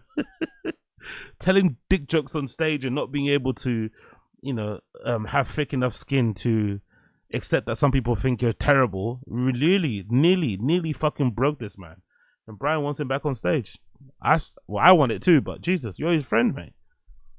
We're going to the Archetype box, and I went there when you weren't there. And then old, you know, Daddy here blew out his quad. But you get a pass on that because it's 40 minutes away from you, so I get it. But on Thursday, Fridays, depending. Tomorrow I can't. I got some stuff going. Big up, Joe from MIA. I'm catching up. Budweiser is a product of Anheuser-Busch, located in St. Louis, Missouri. Okay, so it is American. It's just terrible, like Asazi says. So I don't know why someone told me that. I think maybe I think I've got it wrong. I think I think that was regarding the beer brand called I think Estrella, one of those ones. It's got like a Spanish name, and it actually isn't made in Spain or in the US. Made somewhere, I think here in the UK. One of those fucking nonsense ones. I think that was the one, or even like Kronenberg, one of those ones as well. Unfortunately, they're not actually made where you think they're made. But yeah, that part was kind of disgusting because it was kind of room temperature. But I got one more to go, so maybe because that's fucking chilled, it'd be nice and tasty. But yeah, look at that face. Look at that face. Look at that face, mate. Pure Redac energy going on there, right? The CTE wizard, the CTE king. Huh? Look at him. Look at him. Look at that marvelous man. We got the stream chat. We got the stream chat. Smash the like if you're here and you're enjoying what you're seeing. Big up Homeless Cat. He don't like it, and the trend now is to hate on Texas. Big up Asad Z. This is an example of Brian being outside and away from his family paying off. His social circle in Texas is thriving, man. Being wild, antisocial as fuck. Chilling with the mic. Yeah, chilling Mike Kaffer. Yeah, exactly. You feel it, innit? You can feel Brian has settled in way faster. Which makes sense because he's obviously doing stand-up and he's out and about and shit and around people. But obviously Brian's also trying to drag Brendan along with him, but he probably shouldn't. He probably should just focus on himself. But maybe he feels a bit bad doing so because, you know, he knows Brendan's just at home or at his kid's baseball game trying to force the whole baseball dad thing. So yeah, whatever. We'll see how that pans out.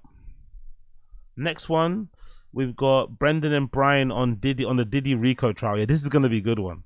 This is going to be a good one because they already had some pretty toxic opinions, pretty crazy opinions regarding the Diddy v. Cassie case or the Diddy trial the Diddy RICO trial. So now that Diddy has beat the RICO, it's going to be interesting to see how they interpret that, because I feel like they're going to view it as, oh, this is another sign that counterculture's over. No more woke. No, don't believe in women. They all lie, steal, and chill. They want to take down great men like ourselves. You know, they're gonna say stuff along those kind of lines. But I'm just, because I haven't heard the whole thing, so I'm curious to listen to how they interpret what's his face, Diddy being not guilty of 3 of the 5 charges brought against him, and obviously the 2 most important ones and serious ones were the ones regarding sex trafficking and shit. So let's hear how they say it. Let's hear Brendan and Brian's amazing insight and review into Diddy beating the RICO. Yeah, dude. How about I feel like we've been calling it, especially me and Eric Griffin. I want to give Eric Griffin, me and him were vibing on the same thing on this. Really, my brother. I want to give Eric Griffin some credit. Me and him are vibing on the same thing. It's almost like he's saying, "I'm really smart," and Eric also gets it. It's a way of also picking up himself, you know. I fucking love that. Jay Schaub called it before anyone. He actually got in an argument with a lawyer over this, but P Diddy got off. Press X out. You know, I called it. I was like, because for me, I was like, sex trafficking has to be against their will. And I didn't follow the case, but I heard. Yeah, sure. You didn't follow the case, but yet you were very much invested and you had a prediction on how it would go. I didn't follow the case. Get out of here, man. Brian, because he got accused of rape, now every time he sees a prominent man, a prominent celebrity going through something regarding, you know, SA, rape, whatever, he's very, very quick to fucking give you his opinion. And usually his opinion whittles down to, don't believe women, they all lie. They want to bring down great, you know, society loves to see men being broken down, especially in America. We love to see great men come. It's like, brother, too much projection, man. Too much projection, please. I heard they were making 10 grand. People were going there to have these freak offs. You know, if you are an adult and a sex worker and you go to a party and you get paid, it's real hard to make that sex trafficking thing. Also, my boy Brad Cohen, who's a criminal defense lawyer. Hey, do you know that prostitution is not illegal, bro? Is Brian Callen not aware that prostitution isn't legal? So by definition, if you fly somebody over to have sex with them and they cross county lines, state lines, then that is also deemed as sex trafficking, regardless as if the person's consenting or not. If you get caught doing that, that is in itself sex trafficking. Like this fucking guy, man. This fucking guy. And a high profile one handled Kodak Black and all those guys. He was on Instagram talking about this, and he's like, I don't see the government has a big case here. It's hard. Here's my question with all this. The feds raid his house, right? And we got told there's all these drugs, and even in all the tore down a wall, knocked down a wall. No, and his kids are home. They raided both houses same time, right? And there's loot. They found loads of drugs. They found loads of sex paraphernalia and gear. I think the main issue was that they overcooked the charges. They overcooked it. They tried to say sex trafficking, make it seem like there was, like, you know, more than, let's say, a dozen victims, and it seemed like from who testified there was only 3. I think 2 showed up. The other woman didn't. Jane Doe and Cassie, and I think one woman didn't show up. But that's essentially what happened. That's essentially what fucked them. How they painted him out to be, unfortunately, they couldn't get that across in court. But does that mean that Diddy's an angel? Does that mean that Diddy's a great guy who just likes having sex and shit and that's it?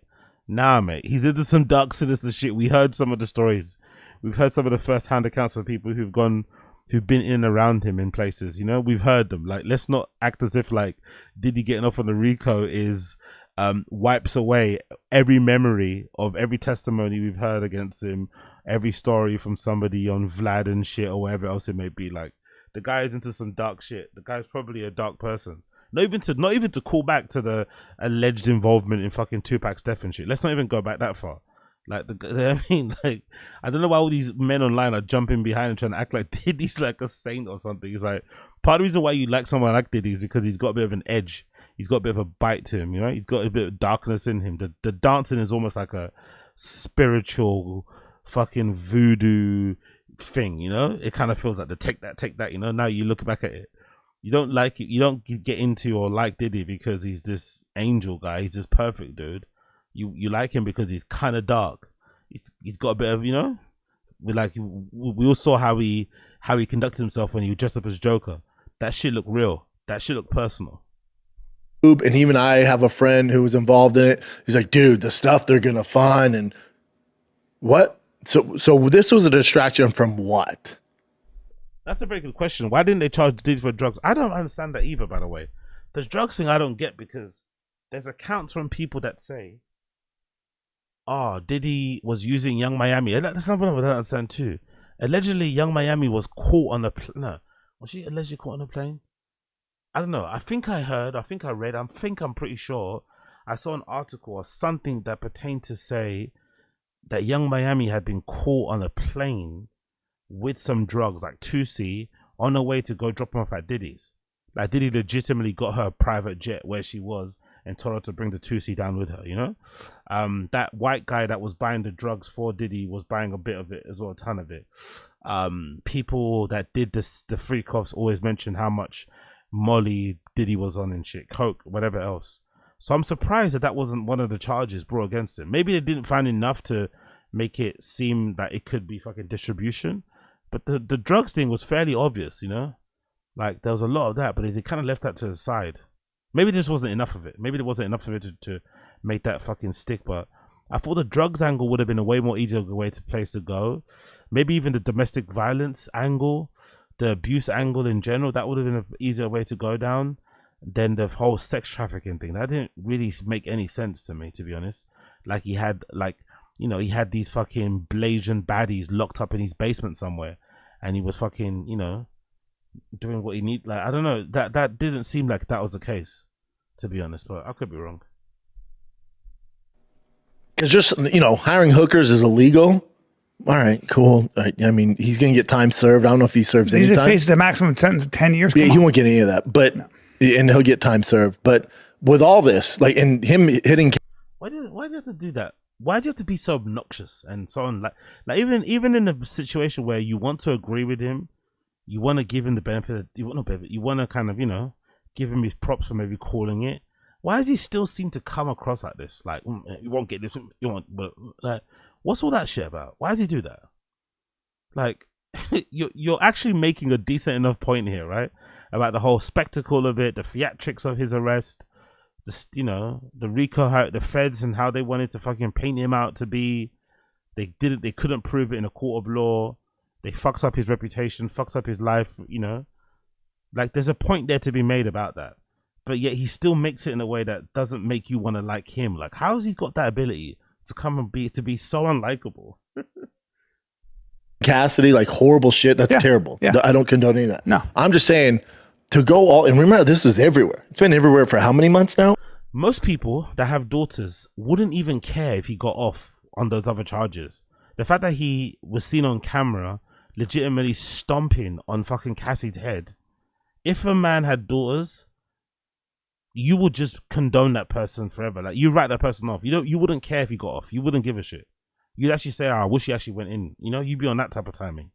But Brendan's acting as if like, oh yeah, that's not a big. It's like, bro, don't you have a young daughter? Aren't you married to a fucking woman? Like, that video does nothing for you. You know, it's perfectly fine. That's what happens in relationships. Sometimes in relationships, when you go to hotel rooms, you catch your wife leaving, you pull her by the hair down on the ground, you stomp her, kick her in the face, kick her in the head, you punch her with a closed fist several fucking times. You punch her so bad that she sometimes needs to go into hiding before popping up again. Like, oh yeah, let's just yeah, that's okay. It's like, Jesus Christ, bro. Even me being a fan of Diddy's music, right, and his like entrepreneurism and shit, or his entrepreneurial spirit, even I can't look at the guy the same way because of that Cassie video. And thank God that Cassie video had no fucking audio. Imagine if it did. Imagine if you could hear the sound of her screaming and shit. As you know what I mean? Like, even I as a fan, I'm like, you know what? I can't look at the guy the same way after that fucking video. Yeah, this guy's like, oh yeah, the beating of the Cassie, no big deal. No big deal. No big deal. All this shit. All that. The government comes What after was you. it for? And this is why you should be worried. They did this to P. Diddy. That's right. So they can do it to anyone. Big up Ason. Calm the source down a bit. He wasn't stomping on her head. Okay, he wasn't stomping, he kicked her. Let's say that. Let's clear it up. He didn't stomp on her, he kicked her. He dragged her by the hair. right? He forcibly dragged her to the ground. He did not jump up and stomp her with 2 feet. No, he kicked her. That makes it a little bit better, I guess. I don't think so, my friend. That's still fucking crazy. Now think if P Diddy paid millions of dollars in legal fees, millions. Now imagine you're just average Joe You're working fucked. 9 to 5. Average Joe working 9 to 5 should probably not get involved in freak offs. Then you could avoid all of there's probably somebody out there, many people out there, indulging in those same sexcapades. I know people do it because that exists in my world, in the world that I exist in sometimes, which is techno raves and DJs and shit. There's a thing called kink raves, right? Kink parties, sex parties, essentially. One prominent one is this promoter called Club Verboten, where they'll hire out a club, they'll have DJs playing, and you're basically meant to turn up with sex gear, BDSM gear. Think latex, think fucking chokers, think harnesses and shit. And sometimes they'll have dark rooms in these clubs where you can go and get up to some dark shit. Or you just rave, and sometimes people will be fucking on the floor, fucking definitely happens. These things exist. You can go there and have your good time and go home. So there's probably people out there that arrange those things in private, and they don't do the things that Diddy Diddy was accused of doing to people, in terms of abusing people, in terms of this and that. So first of all, if it's a regular person, maybe avoid them things just to avoid any trouble.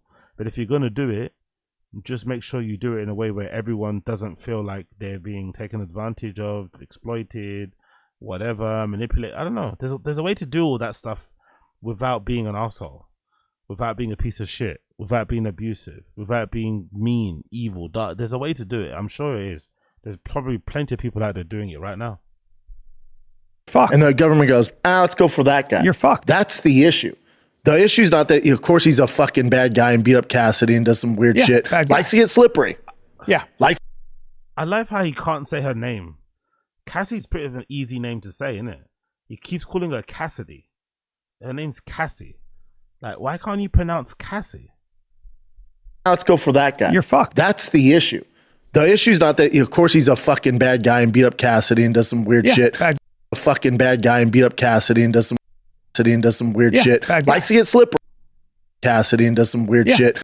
Bad guy and beat up Cassidy and does some weird shit. Likes to get slippery. Yeah. Likes to get slippery. Likes to get slippery. Nothing wrong with that. He's a freak piss in the mouth, and some girls enjoy that. Do your thing. You keep saying that. Was that part of the Oh, thing? yeah. You didn't watch the trial. Oh, a lot of piss. A lot of piss. Because I have a friend who had a girlfriend who was really a freak, and she told him she wanted him to pee in her mouth. You ever had sex and then try to pee? I have a friend, aka that was him.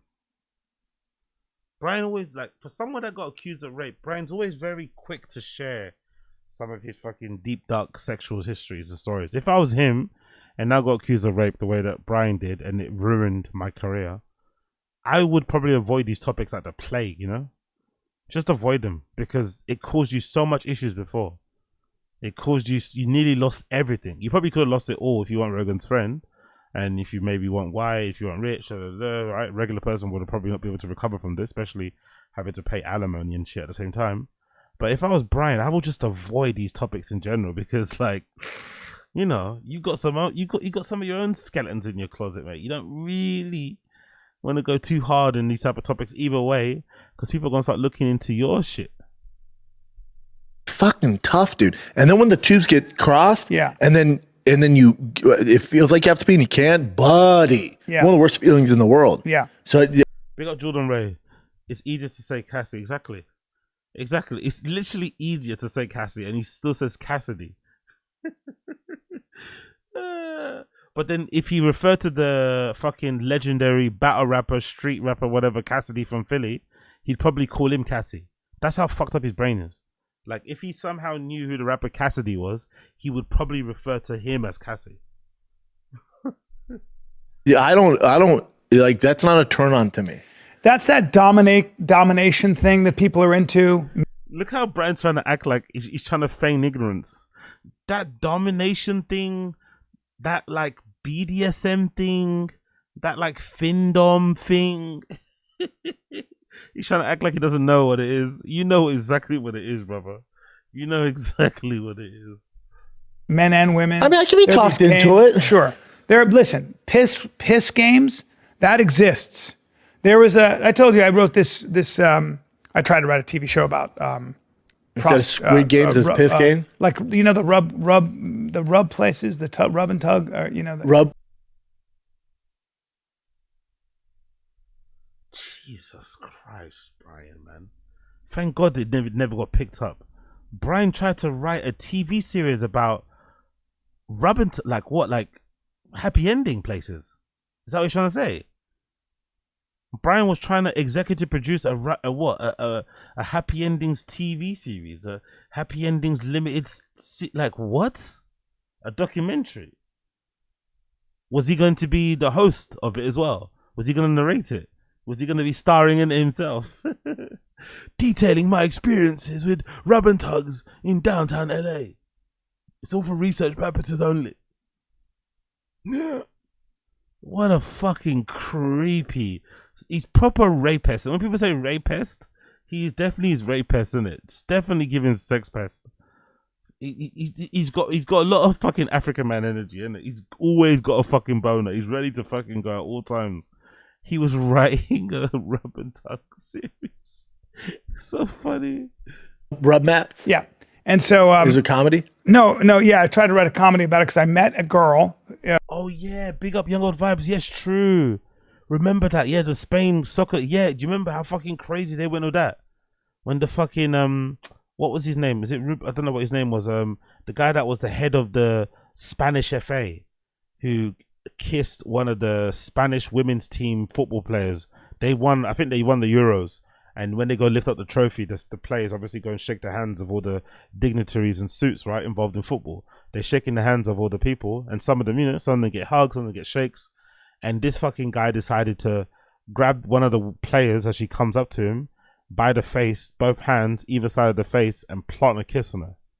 And obviously, you know, the guy at the time was married. She wasn't into it. Like, it was a big controversy, but, you know, the common sense verdict, or you know, to go from that is just like, yeah, that wasn't good. He shouldn't have done that. Obviously he's going to get in trouble. Obviously he's going to lose everything. Like, he just can't go and forcibly kiss somebody at work. It doesn't work that way.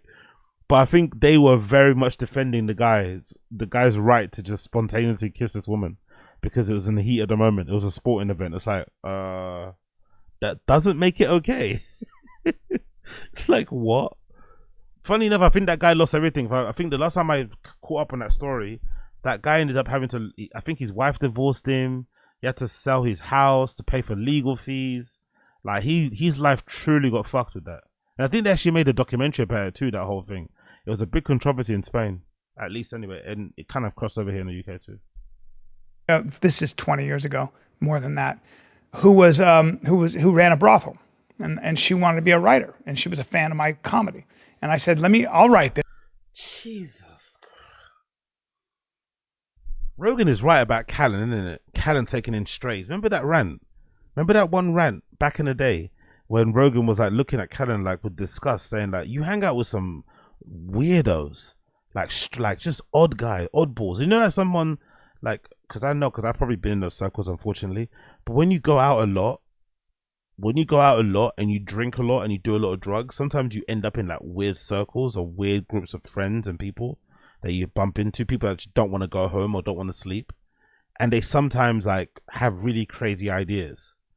And I feel like for some reason, Brian doesn't really strike me as a drug person, but he seems to have a lot of those type of experiences where he bumps, maybe just LA, he bumps into like really weird people. You know, like, why are you writing a script for this person? What? Some madame from a fucking brothel wants to be a writer who likes your comedy. Huh? Like, what? Why are you entertaining this nonsense? Don't you have children? Don't you have a wife at home? Like, why are you like, oh yeah. He said, let's partner up. And there was a girl I met, and she said there was a guy who would lie in a bathtub and pay her a fortune to pee on her.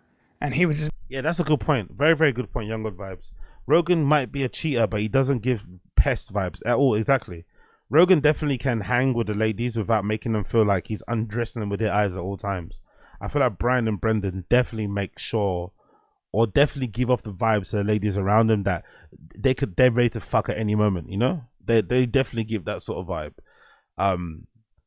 And again, it's just, for me, it's just baffling because Brian got accused of rape, bro. Like, he nearly lost everything because of that accusation. You'd think he'd want to like adjust, you know, change his ways a bit, change his behavior, but if anything, he's like doubling, tripling down on it. Weird guy. Just be like, and just loved it. So sexuality is very, very layered and crazy. Where you run into trouble is that, you know, if you have a girl who is somebody who wants to be, who's into that, and the guy's into that, and then she gets mad at you, Shannon Sharp. She's like, he pissed on me. It's Shannon Sharp, you hear what she said? She's like, I want you to choke me. I want you to do all this stuff. She was saying, put your black baby in me. All that. Right? So hot. But comparing that girl, that Shannon Sharp girl, to Cassie is very insulting, to be fair. Very, very, very, very, very insulting. Like, this is a legendary bad take, man.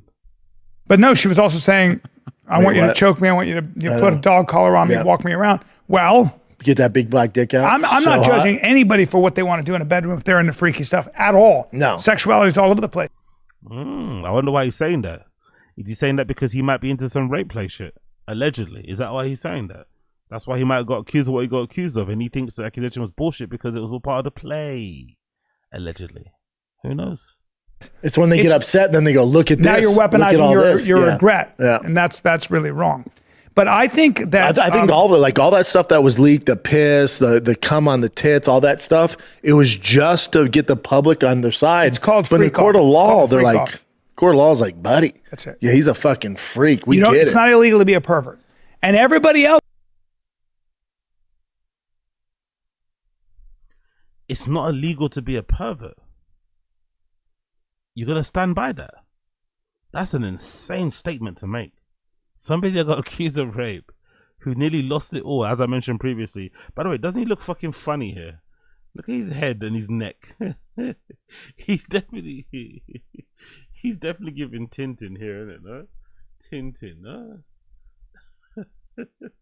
He definitely giving Tintin. No? Or am I bugging? Doesn't he look like fucking Tintin there? Like, there's something about that face and the eyes. Oh, that's it. Yeah, there we go. Yeah, there we go. He looks like Tintin, doesn't he?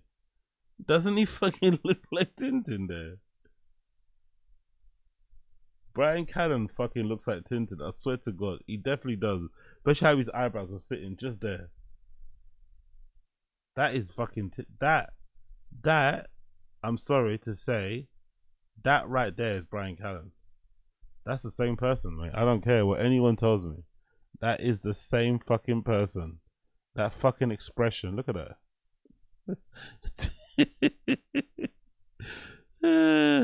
God almighty. Seem to be involved in and also prostitution, let's be honest, shouldn't be illegal. It should be illegal.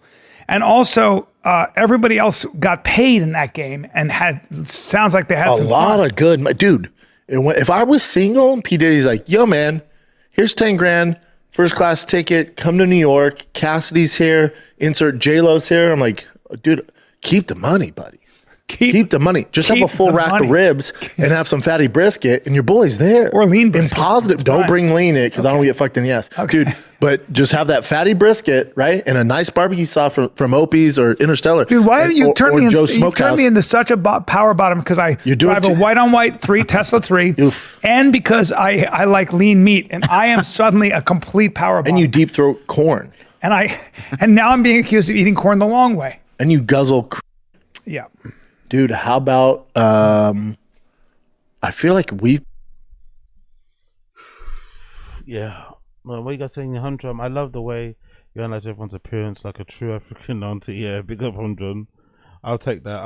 I'm very African auntie coded. Big up the stream chat. What you guys saying? Big up Jordan Ray. If Tintin had match. Big up Brian.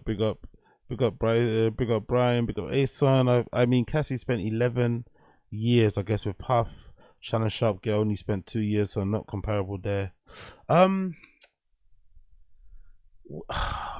Like, I don't even want to get into the whole Cassie. It's just fucking boring, but it's done already. But like, obviously what happened in the court of law is the most important place, right? So the prosecution had to prove beyond reasonable doubt that he was a sex trafficker. When the charges got released in the first place, or when the charges were made public or made known, I think I said even on the stream that I thought they overcooked it. I thought they did a bit too much. I didn't even understand the whole sex trafficking thing. I didn't even get the RICO. I was like, RICO? They're trying to say that he's using like Revolt company funds to run this elaborate fucking, sexual crap. Like what? Like it didn't make any sense. If anything, he just seemed like somebody that kind of, chases his own thrills, and he sometimes goes to dark places to get those thrills, but it didn't seem like this big coordinated thing that involved clandestine agents, and it didn't seem like that. It did not seem like that at all. Like he was getting, underage girls from Ukraine and Albania or parts of the Dominican Republic and flying them up. Like, no, it didn't seem like that at all. So I think they definitely overcooked it. But that doesn't mean that overcooked it that he's a great dude, that he's just some guy that's just horny. I don't know. Like, that's the kind of feeling I get with some people that are defending this whole thing. It's like, are you trying to say that he's a great guy and just misunderstood? He just likes to get horny. No one's saying Cassie's a perfect victim, because those never exist, right? I think the whole relationship with people when it comes to sexual assault and shit is complicated too. I think people are very binary and think, oh, just because you stayed with somebody that almost kind of invalidates your experience, your fucking suffering.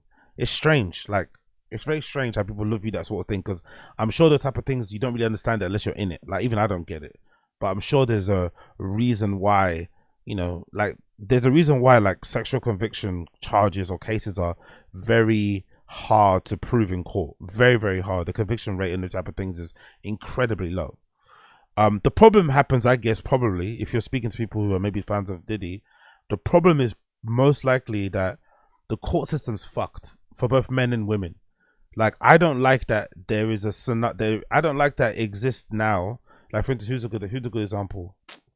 Who's a good example? Recently, who's a good example? Gylfi Sigurdsson. I don't know if you guys know. You probably won't know who he is. But Gylfi Sigurdsson was a football player. I think he's from Iceland. He played for Tottenham. He played for Everton. And when he was playing for Everton, Gylfi Sigurdsson was accused of rape by somebody, and it was just an accusation. You don't think he was even charged.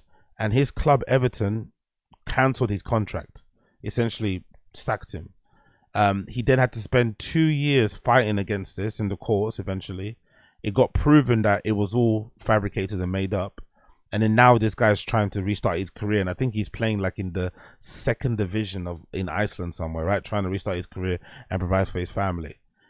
And that happens, and then you never hear the girl's name. He's a famous football player. His name gets plastered all over the media. He loses all these sponsors. The shame of it all. He nearly lost his wife, or lost his family.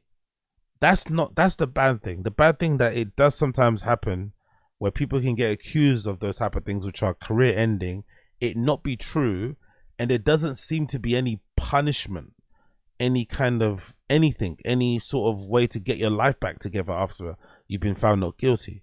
But then on the other side of things, if you're a woman, there is a statute of limitations when it comes to sexual assault things as well. In some cases, you could get assaulted at one time, but then you convince yourself it didn't happen, and then if you wait too long to report it to the police, you really diminish your chances of getting a conviction, the longer you wait. But then you don't want to maybe go straight away because you're still not come to terms with it.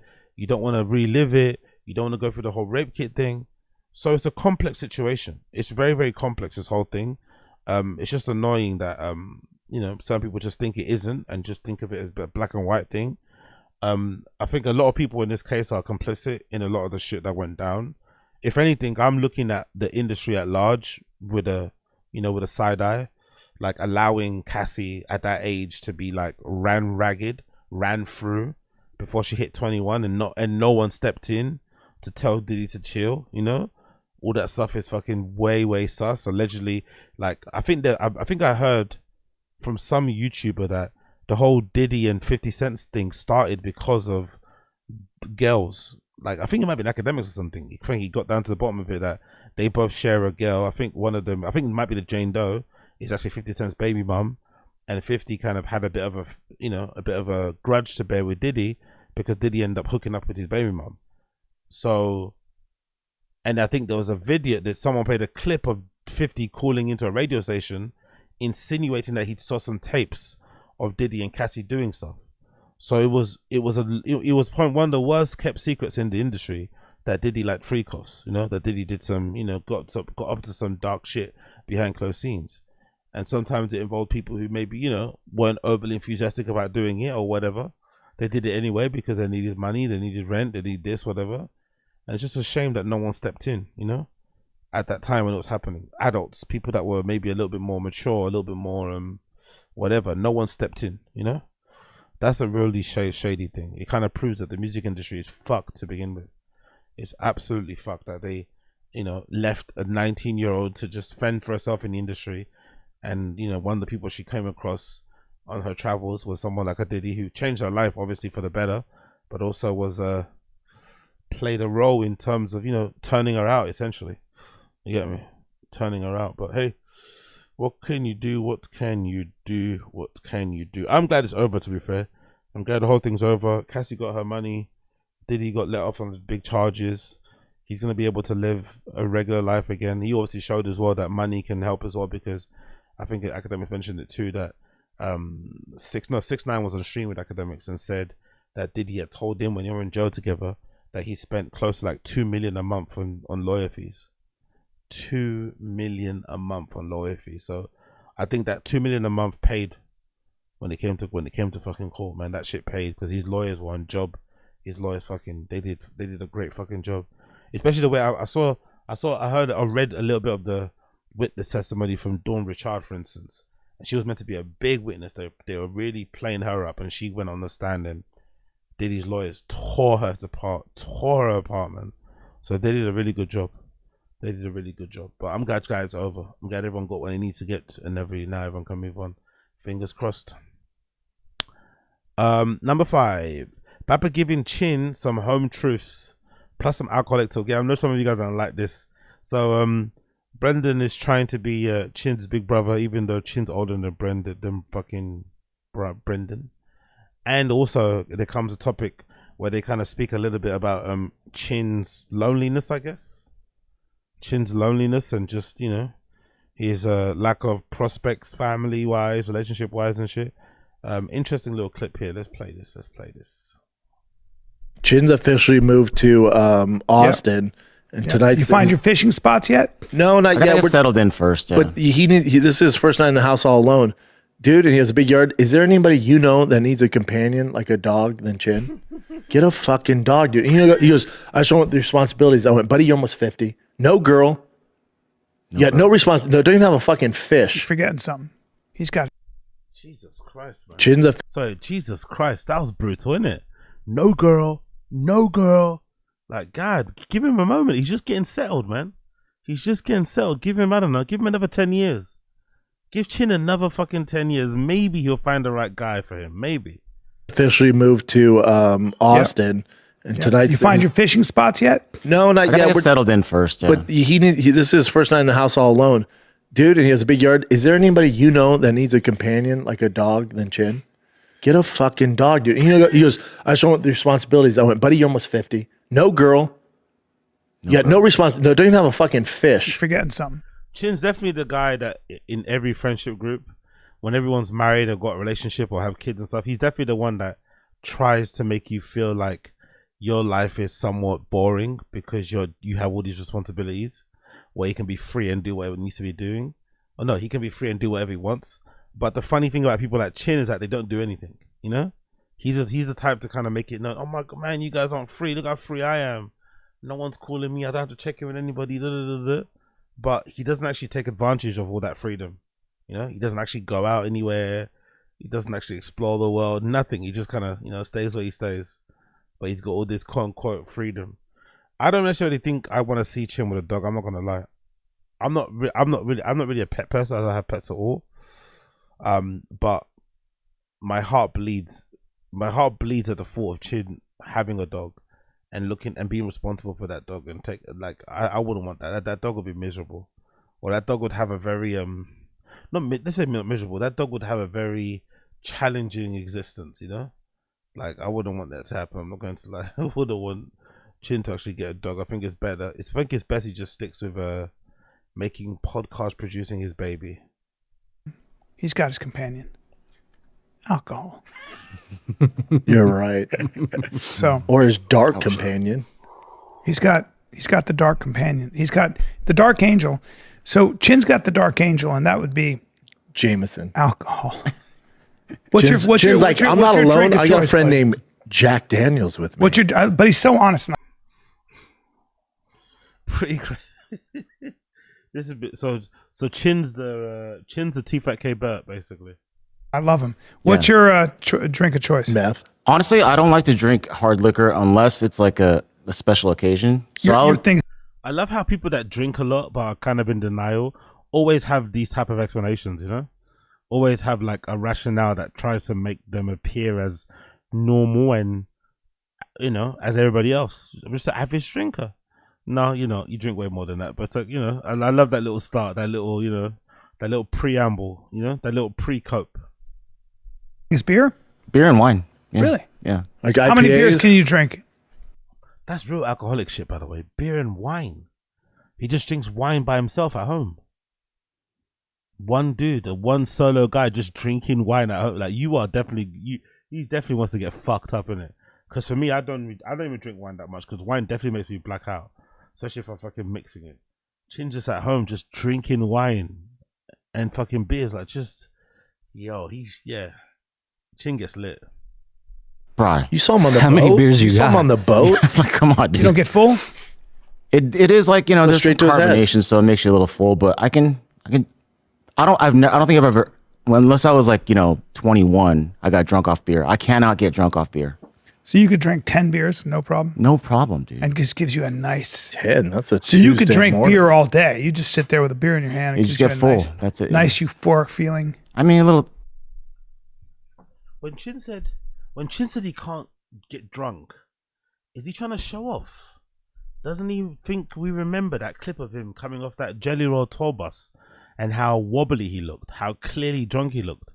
Or do you think Chin's one of those drunks that doesn't ever know they're too drunk, but because they recover pretty quickly hangover wise, they convince themselves that they weren't that bad? Maybe Chin's one of those type of people. That's why he's like, oh no, I never really get drunk, you know? But it's like, bro, like, we saw you stepping off that tour bus with Jelly Roll. You nearly missed a step. You look like you were paralytic nearly, you know? What, you know, you had that fucking stanky leg thing going on. You was definitely all over the shop. So I find it strange that he's bragging like, oh, I never get drunk. It's like, don't know about that, bro. I think I've seen you get quite drunk. Relaxed, chill. Yeah. Yeah. And then we should play a game. Is this gay or not? Because Casey started drinking Here we go. White Claws. Yeah. White Claws. He pounds some White Claws, man. That's shocking. White Claws are gay. Seltzers are gay, really. Like, isn't that Happy Dad drink from Milk Boys? Isn't that a seltzer? That's pretty popular. Like, or is it just him trying to be like, is this like his Chad bully boy tactic thing going on? It's like, well, how do you think a seltzer is gay though? I know there's some that can be maybe a little bit flamboyant, but why would a White Claw be like a bat? Like, Such a bro. White Claws. Yeah, guilty as charged. Lock me up. yeah, isn't a White Claw a bro drink? I feel like I've maybe because I'm so used to seeing Barstool content. I feel like all those Barstool guys love drinking White Claws and shit. And those are like, dude, they're not the kind of guys that paint their nails, you know? So it's like, why would it be gay? I'm a bro too. You could drink White Claws all day and not get too banged up. Like the Do you beers allow the Chin guys on the drinks, boat you're with pierce their nipples, or how does that work? I don't know how that lifestyle works. That's not fair. Because the beers Chin drinks are like 9%. A White Claw or High Noon, it's like 4.5. So it's more of like it's a mellow bug. Yeah, but you have to drink 2 to get on. Casey fucking snitching on Chin. The beers Chin drinks are 9% and more. He fucking hides the percentage from us. Yo, Chin is a wild guy. I feel like Chin's definitely the type of person who has websites that he purchases. Like, he definitely knows a lot about beer. Like, he knows a lot about like certain IPAs and shit. He's definitely a type that kind of orders them directly, you know, from certain breweries and stuff, get some shipped in. You know, like he's definitely that kind of guy. I think so. Chin's definitely that, or at least the kind of guy that has that what's that machine? That machine that you can make your Guinness at home. You can pour Guinness pints and shit. You buy little kegs and shit. He's that type of guy, you know. He's got their own little mini bar. He's got a little keg that you can pour pints into and shit. Crazy. Chin's level. I'm also half the size of him. Fair point. Yeah. But so that'll keep your sphincter kind of loose. Okay, all right, we're having fun. All right, having fun. Talking about drinks, this is much better chilled, by the way. This is my last one, second one I've got. This was in the fridge a little bit longer. This Budweiser is much better chilled. It still doesn't have a great taste to it, I'm not gonna lie. I probably should have got a fucking Heineken or something, or maybe a Kronenberg. That would have been much better. But it does taste a lot better chilled. It does taste a lot better chilled, but it's still a bit nasty. White Claw, I've heard. Guys, White let me get a couple of White Claws in me before we go to town. guys, hold on. We're on the boat. Let me just get a couple of White Claws in. I'm down to do it, but Big up us, he's happy that is gay. Not because it's a seltzer, but because you bought a Nelk Boys drink. Fair enough, that's a good point. Saying you bought a Nelk Boys drink is kind of gay. Big up Younger Vibes. All those extra rooms in his house are to stockpile beer. Imagine that's actually true. He's just got like pallets of fucking beers. Jesus Christ. I'm always curious, like, did they finish all the fucking Tigerfic in the studio? Did Chin finish them all? Because they had quite a lot of bottles. I don't think they're all empty. They all had loads in the fucking studio, but they just all disappeared overnight. Did they throw them away? Did they finish them? Did Chin finish them all by himself? Did they go back into storage? Like, what happened to all those bottles that were in the Thick Boy Studios? I wonder. But I need a few White Claws. Let me get some White Claws. Relax. Yeah, I know everybody's rearing to go. I've heard, is White Claw still popping? Because they were huge, and then everyone else kind of. They were the first one, and then like now there's better. Like I like High Noons are my favorite because it's just vodka and whatever, you know, bullshit. Here's a question for you. You ever watch? I don't know. I find it interesting. I find it interesting the drink shaming, but yeah, Chin's getting some home truths. Maybe because life is a bit slower. I'd imagine, again, I don't live there. I don't know anything about the place, but I'm just talking out my ass here. But I'd imagine life in Texas is probably a little bit slower than what it is in LA. I wonder, just because of that, if we'll see Chin actually settle down. Just because he lives in a place where, you know, it's a bit more chilled, a bit more mellow, a bit more grown up in certain places. Maybe Chin will just pop out of nowhere with a fucking situation. Maybe he might just pop out with a fucking situation. He might get all grown up all of a sudden and have a kid, everything, and all changes. You never know. You never fucking know. Chin might surprise us all. He might be a part of a throuple. That's what Chin will do. Chin will definitely go to Austin and start, you know, and be a part of a throuple. Definitely. I can see that happening. And then adopting a kid or something. That would be fucking hilarious. Next one. Chin wants to go in a cold plunge to lower his heart rate. Yeah, you heard that right. Chin wants to go in a cold plunge to lower his resting heart rate. Because as you guys probably know, when we were on stream, there's that clip of Chin saying that his resting heart rate is super high, right? And of course that is probably tied to alcohol and all his fucking diet and shit. But he didn't obviously go to the doctor, I don't think, in the end. So now I guess he's trying to bring his resting heart rate down by calling himself, I guess, you know. By calling himself in the cold plunge, he hopes that will fix his, you know, resting heart rate issue instead of just changing his diet and whatever else. Nah, let's do the other plan. Fair play. Let's go. You know what I'm saying? No, I don't see that. Okay. Hey, for the cold plunge, since my heart rate's like so fast, right? It's not for me then, right? Cold plunge? It might slow your heart down. Since my heart is so fast, since my heart is so often, since my heart is awesome. Sorry, since my heart is so GTI turbo. Like, what the fuck's he talking about? Just stop drinking for a bit, man, and fix up your diet and shit. You'll be fine. This guy down. So, no, I figured that would probably be. You need to be really careful. I me. sent Chin. Oh yeah, thank you, Brian. A Brian's video very of sweet. all the warning signs when you're getting a heart attack. Yeah. Oh, weird. Jesus Christ. So Chin's really got a problem, isn't it? These guys don't worry about anybody. These guys barely worry about their own kids or wives and shit. So the fact that Chin is going you know, this heavy and this kind of thing, and giving him material to protect himself from flipping, what's it called? From ever getting in a relationship with that guy, but it still happened anyway. It's fucking hilarious. Hilarious. Cool, move on.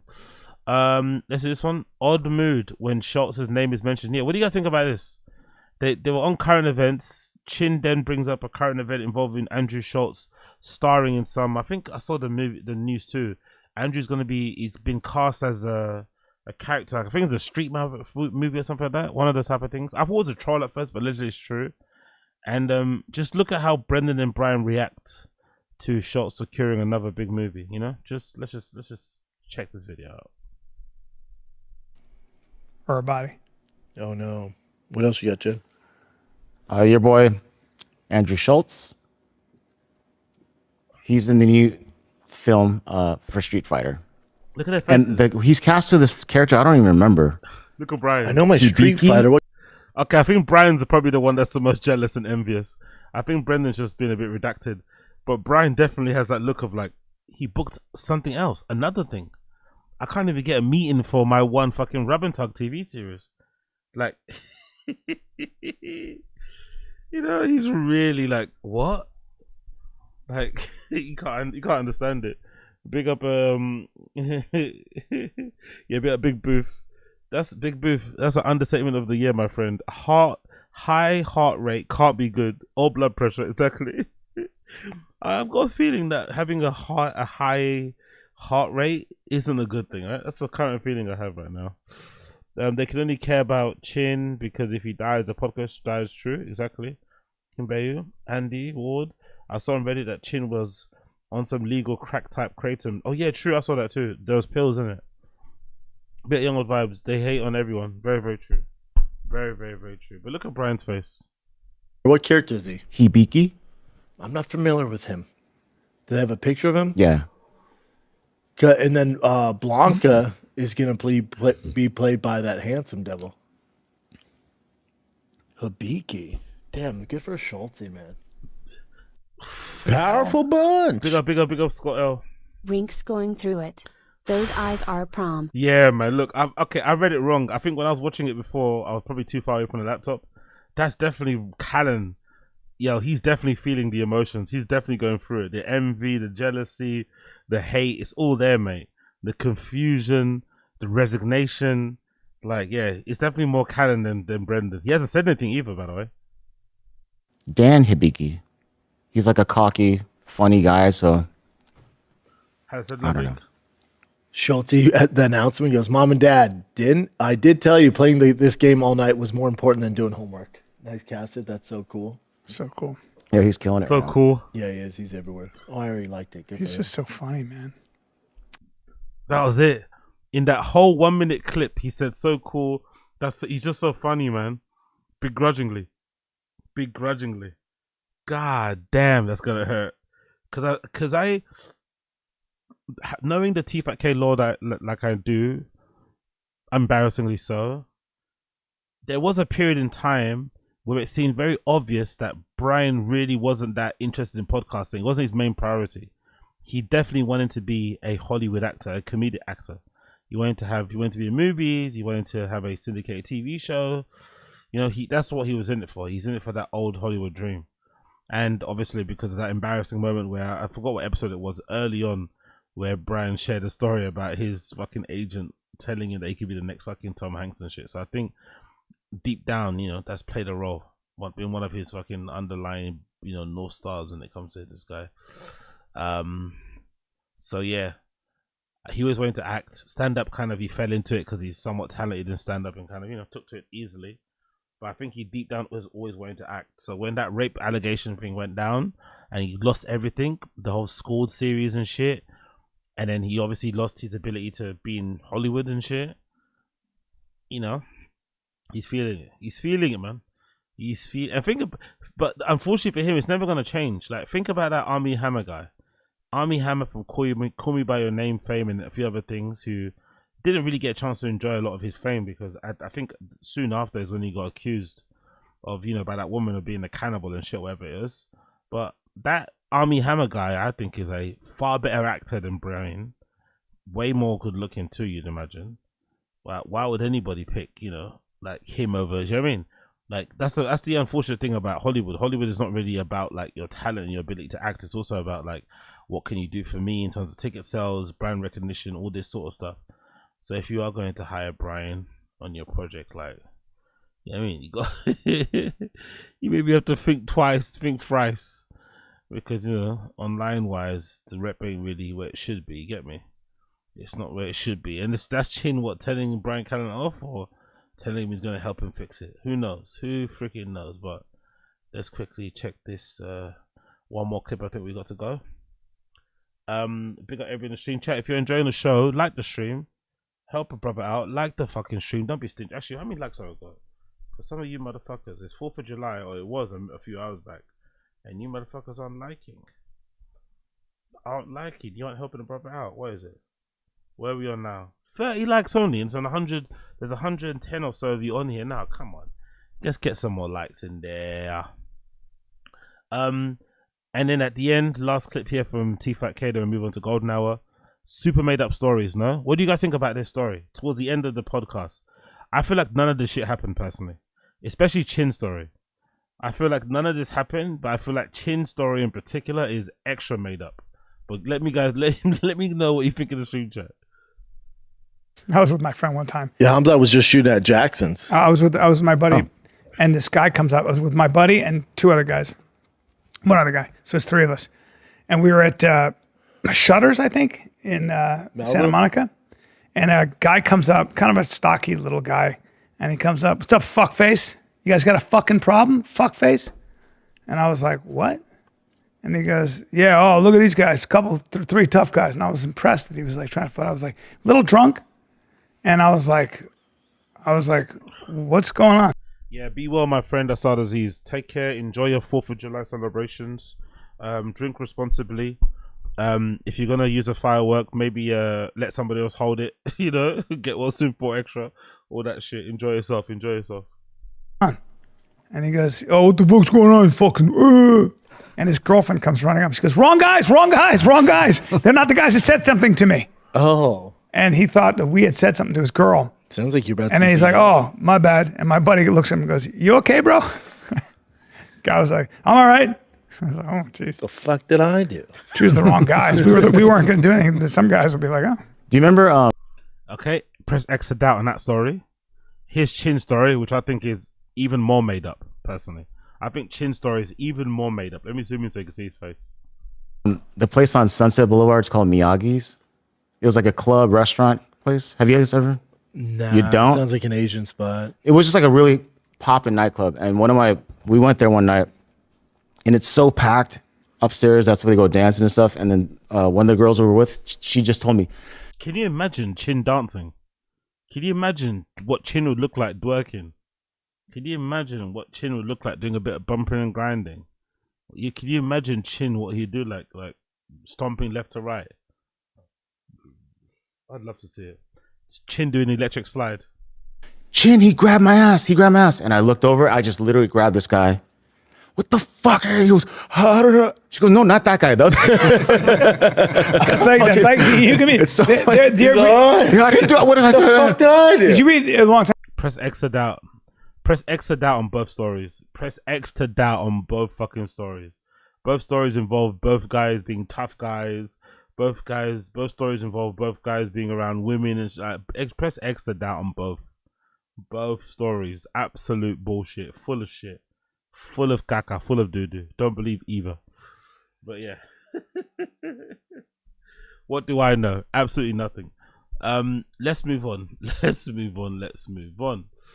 Big up the fucking YouTube. Yeah, let's do some YouTube. So want to do a couple of things here. Let's do End of Sentence.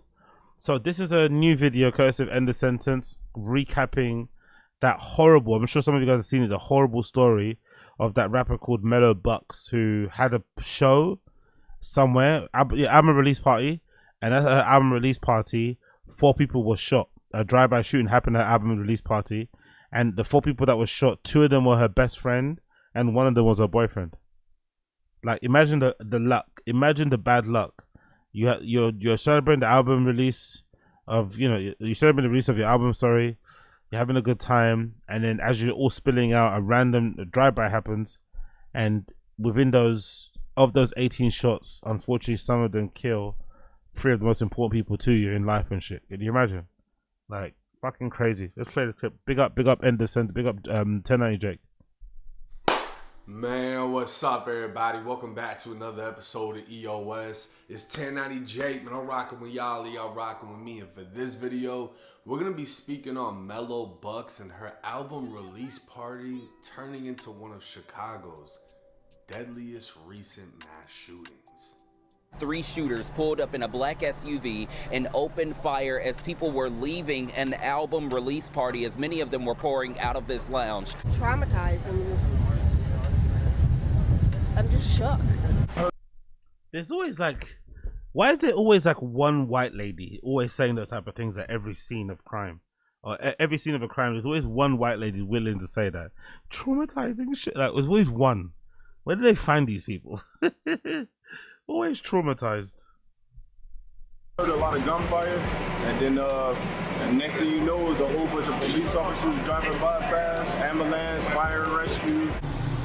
Absolute chaos, from people screaming to blood on the streets to people laying on the streets. July 2nd, 2025.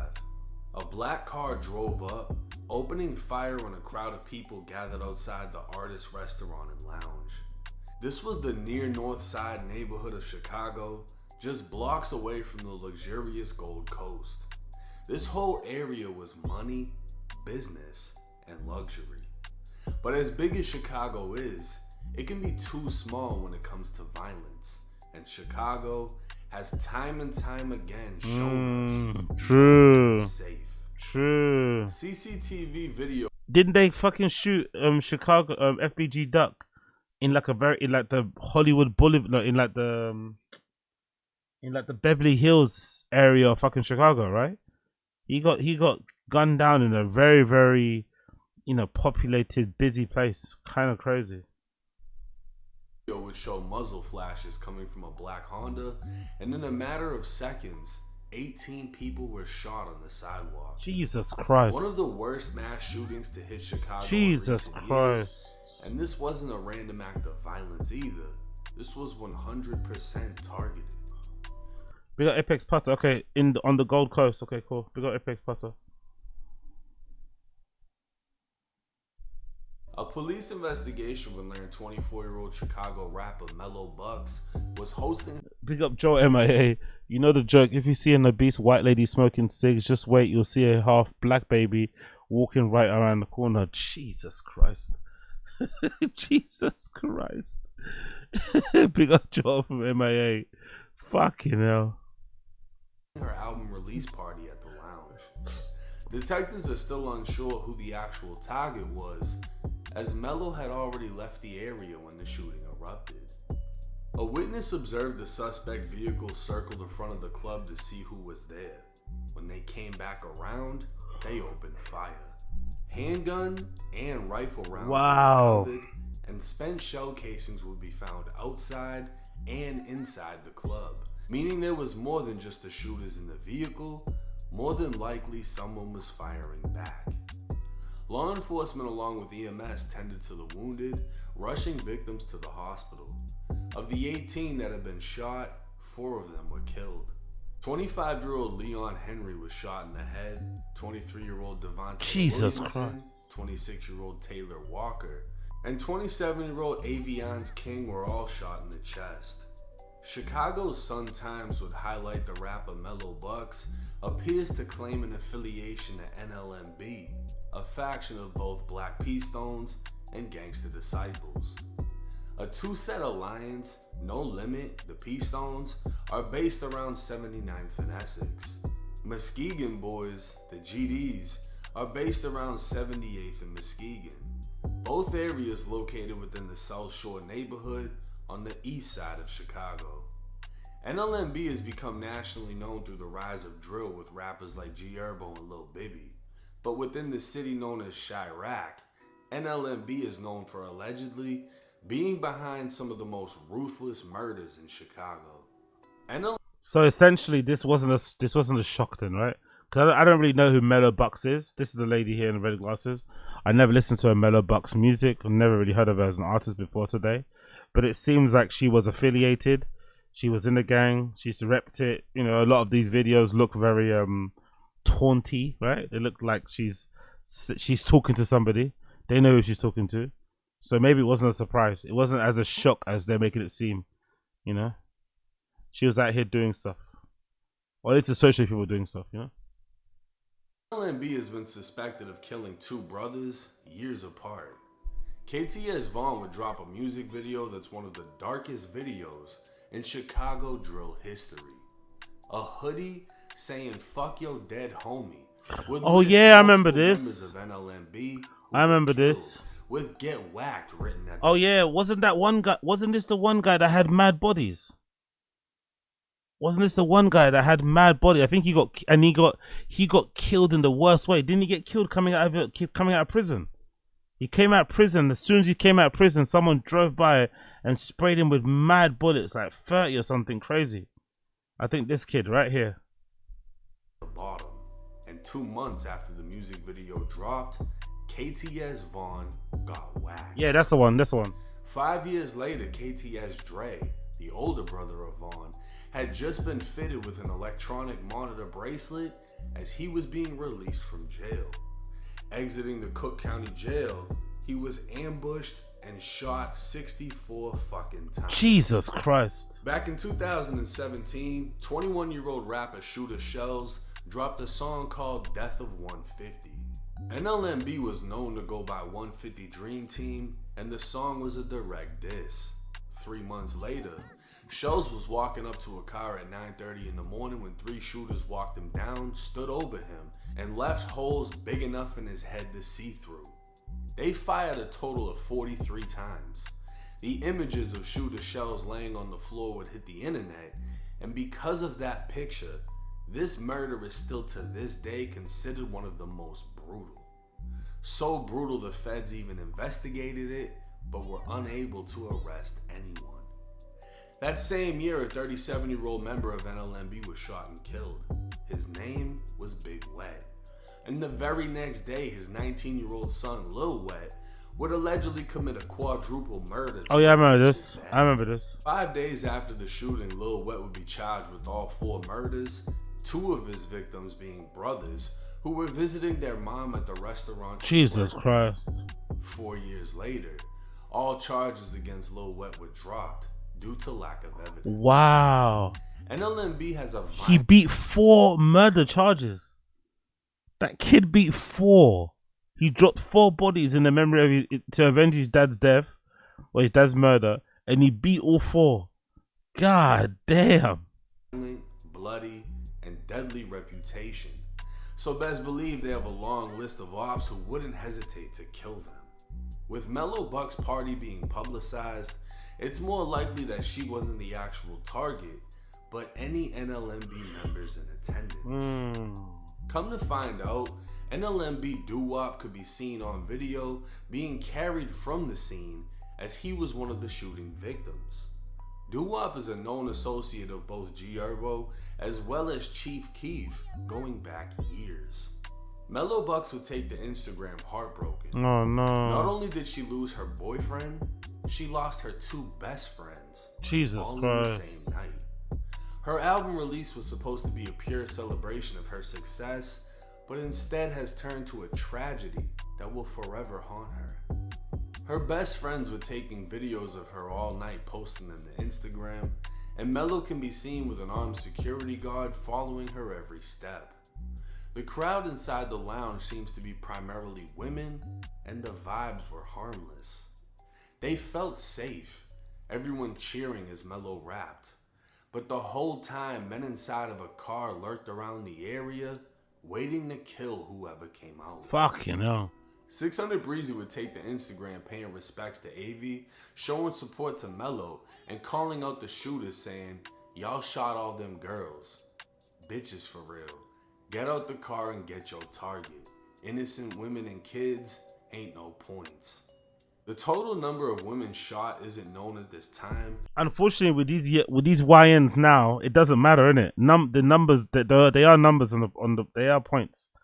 Men and women and children are points, unfortunately, especially random people. That is still a demonstration that you're fucking on crash out time. They don't give a fuck, you know. I saw one clip of some YN kid like stuffing some kid in a bin, or who's out with his daughter. That one guy recently, right? He got ran down on while he was out with his daughter. Usually back in the day, you'd say I'll spare you, you know. Usually back in the day, you'd be like, yeah, I'll spare you today because you're with fucking your fire or this and that, right? But the next time you see that person's gonna be on site. Doesn't matter where you guys are, you're gonna have to handle it. But yeah, pretty wild, pretty flipping wild. I swear to God, Jesus Christ! Imagine that. Four of the people that got shot and killed, 3 of them were people that you knew directly. One's a boyfriend, 2 your best friends. Like shit. But what is known is 2 were killed, while 4 more were transported to hospitals in critical condition, ranging in ages from 21 to 31, and suffering gunshots to the back, leg, body, and even face. Sadly, Chicago wouldn't be Chicago without the dissing, and YFG Fatso wasted no time. That ass, you think this shit a game? Cool. Most shit happen too though. If you know, you know. After that though, you know what I'm saying? Hey, tell that redhead bitch who always following behind no limit. You trolling, bitch, that ain't in your hood. But go check on them though, you goofy ass little boy. I heard a bitch got a free ass shot. Bitch got a free ass shot. Yeah. Jesus Christ. That's demonic, Keep bro. in mind, this kid's like 17. She got a free ass. Jesus Christ. But his words have definitely caught everyone's attention. This will be a case that takes priority for detectives in Chicago, as mass shootings with multiple killings are cases where everyone wants an example to be made. Recklessly firing into a crowd that's majority women isn't honored in any hood, but in all reality, is there anything honorable left in the streets? Chicago's seen it all for generation after generation, and even with the fire department literally spraying the blood off the concrete, it's guaranteed the bloodshed doesn't end here. Now this is rough, and unfortunately this is Chicago. This is the reality of gangbanging. This is the reality of having an affiliation, whether you're a full-blown gang member, whether you're just an associate. Even knowing certain people can cause anything you do to become targeted. I don't believe Mello Bucks was the target of this shooting, but I think they used her event as a means to attempt to catch somebody else. And if you saw the video from the scene, it's just crazy that people will pull up and fire off into a crowd of majority women with no regard for anybody. But then again, it's like, how can you expect them to have regard for anyone when they're pulling up to kill? You know, it's like, it's just a sad situation all the way around the board. She lost her boyfriend and her 2 best friends in the same night. A night that was meant to celebrate her success. And you know, people are gonna come out with the conspiracy theories and she sold it, all that stupid shit. It's just tough, and I guarantee you she's gonna have survivor's guilt. Big up not one Republican mayor since then, really. Chicago ran by them since 1930. Chicago's run by Democrats since 1931, by the way, AZ. Not one Republican mayor since then. And the numbers speak for themselves, don't they, my friend? The numbers speak for themselves. The blood on the streets speak for itself. The blood on the streets speak for itself. Fucking tragic, man. It's like there doesn't even seem to be like safe spots in Chicago. If you're involved in that life, there is no safe spots. You know, you can't even go like uptown. You can't go into the center. You can't go into these fancy places. If you've got some issues with somebody, they're gonna find you and they're gonna run you down. They're gonna walk you down over there. There's no safe spots. There are no super secure spots. Like everywhere is just as bad as a fucking block. You know, if someone's gonna drop on you, everywhere's as bad as a block. It seems like. Big up. What's it? The guy wants to be. Oh, big up. Someone said about the views. Yeah, they get a lot of views. Keepy. Do you know? End the sentence. Tell like Jake, he gets tons of views, man. Look, that video's got over 100,000 views 8 hours ago. He gets tons of views. This channel. He does a good. To be fair, I like him because he does a good job of summarizing. I wasn't really a big fan of the whole like snitching escapades and shit exposés. I'm more a fan when he just like summarizes the news of all these sort of things and kind of provides you with the kind of, you know, the general the skeleton of the story of what actually went down, and then obviously you can make your own mind up along the way as he kind of says what he says. So I don't mind what you call it, end the sentence, and I think he does a good job. But yeah, RIP to Mellow Box's friends and boyfriend and shit. Crazy situation. Moving on. Let's play this one. I saw this recently actually. I went to Cricket Pace and see what you guys think. Because I didn't really know there was a lot of bad blood between these guys, but I guess there is ever since I started doing a podcast. So I guess Luis J. Gomez decided to get on his channel and explain what went down. So I'm curious to see what he says about what really happened between Lewis and Bisping. So let's click this. Let's see what Luis J. Gomez is talking about.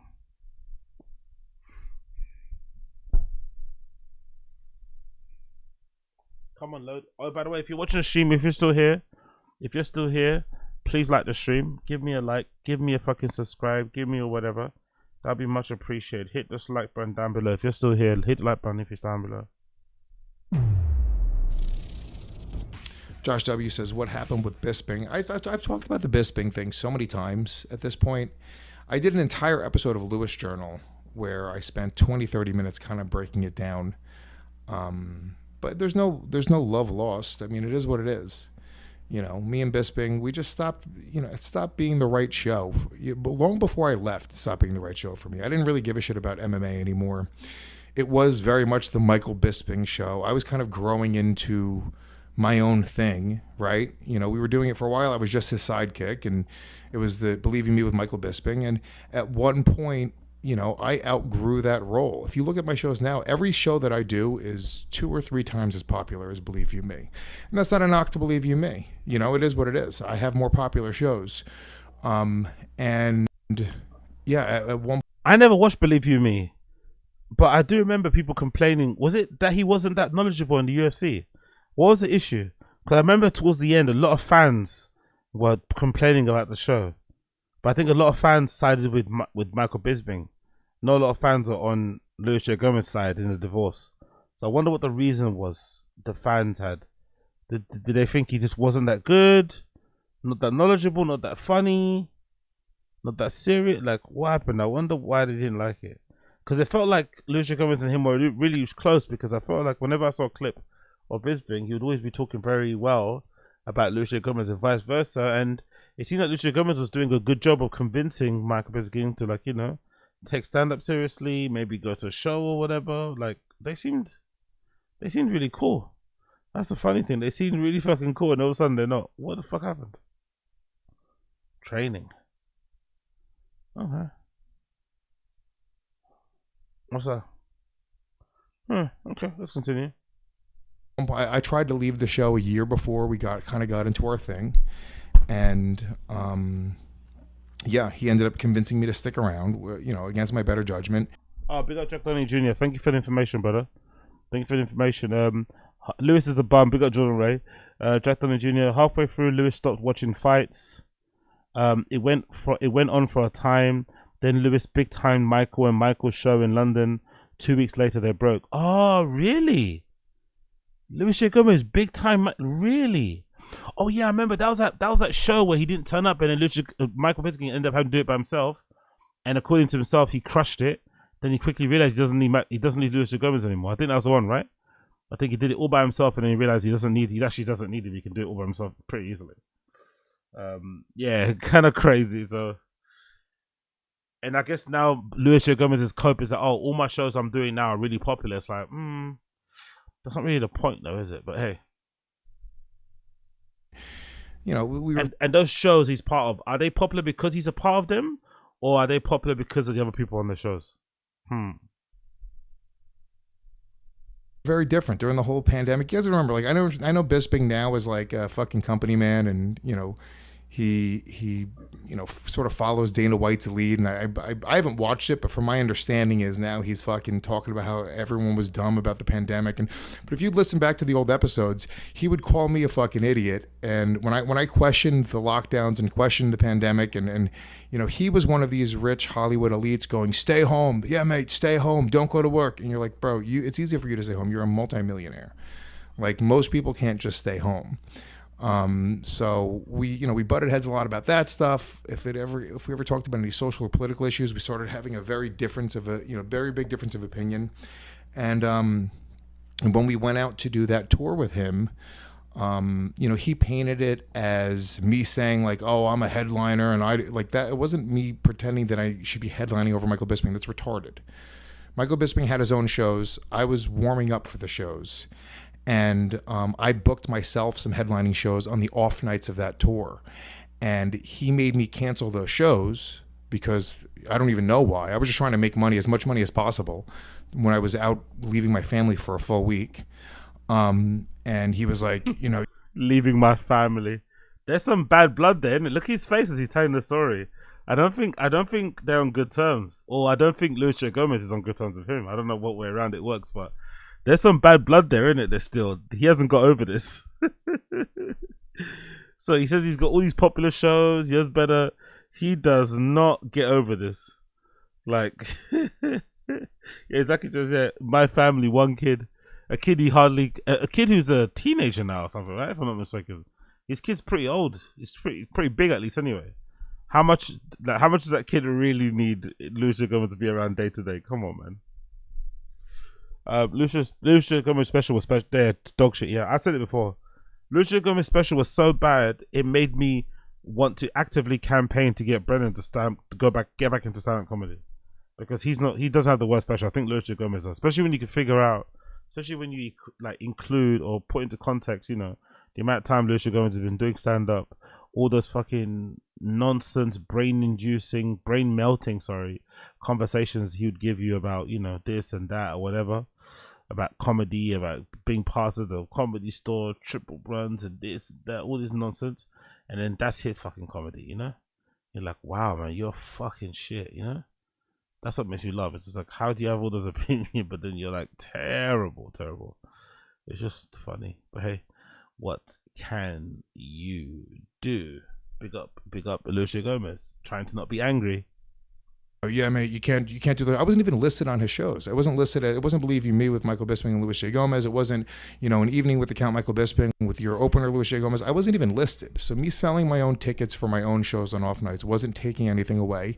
He was just fairly controlling, and he wanted things to be his way, and we bumped heads over that, and he made me cancel like $12,000 worth of shows. And he still remembers the dollar amount. Yeah, they're not ever going to be friends again. He still remembers the dollar amount he thinks Michael Bisping, scammed out of him or whatever. They're never going to be friends again. And the argument ensued because originally I was booked to just open his shows and do warm-up. And then in the middle of the entire process, he asked me if I can come on stage with him and sort of do a producer role and pull stuff up on the computer and almost essentially be a Harrington while he was on stage. And I didn't really want to do it. And I agreed to do it begrudgingly. I was like, all right, fine, I'll do it. And then when he made me cancel those shows, I was like, well, dude, I didn't ask you for more money when you asked me to do the computer stuff. I just, I said I would do it. And he got very mad that I brought that up. And then he ended up having his friend do it instead. And we sort of bumped heads and got into a big argument about that. And that was sort of the end of the show. But I was ready to go a year before that. And yeah, that's that. I mean, there's no ill will. I was making a very small percentage of the revenue that was coming in on that show. I was starting to grow into my own sort of thing. And yeah, I think he's happier doing it with people that really know MMA. I was never going to fucking watch the prelims for a UFC event. That just wasn't going to happen. So. But why? You're a stand-up comedian. You're not working a 9 to 5. You have all the time in the world. Why can't you just watch the prelim? What is this like anti-prelim thing? Like the cars aren't even like. Why just Isn't it fun to just watch it from the beginning to the end? You actually get a different feeling for the card when you watch the prelims anyway, I think, especially the early prelims. Watch the whole entire card. It gives you a completely different understanding. And it's fun too. But he just doesn't want it now. I just don't get it. I really don't. I wish I could. But I really, really do not get any of it. I swear to God. How bizarre.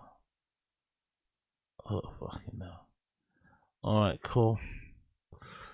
I think let's do one more and then I'm gonna bounce. I think I'm gonna do one more. Big up Lucio Gomez anyway. You can check out some of his clips on here. That's his channel, Rattlesnake Clips, if you want to check it out. It's an old clip anyway, no, I don't know. Anyway, let's move on. Let's do World of T-shirts. Let's do World of T-shirts. Where is he? Let's do World of T-shirts. Where's this guy? Let's do World of T-shirts. We'll end it at World of T-shirts. Not the best thing to end it with, but let's play a bit of World of T-shirts.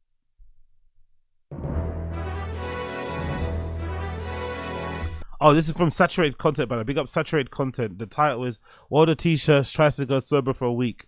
Big up Saturated Content. He always does great videos on fucking World of T-shirts, wings, boogie sometimes. Love it.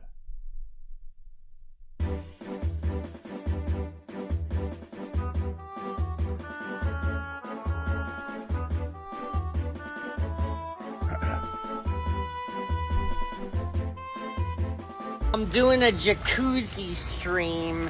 Guys, I did something really stupid.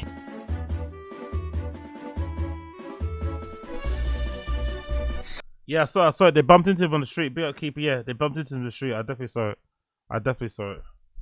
So Old Spice named a deodorant after me. I don't like America.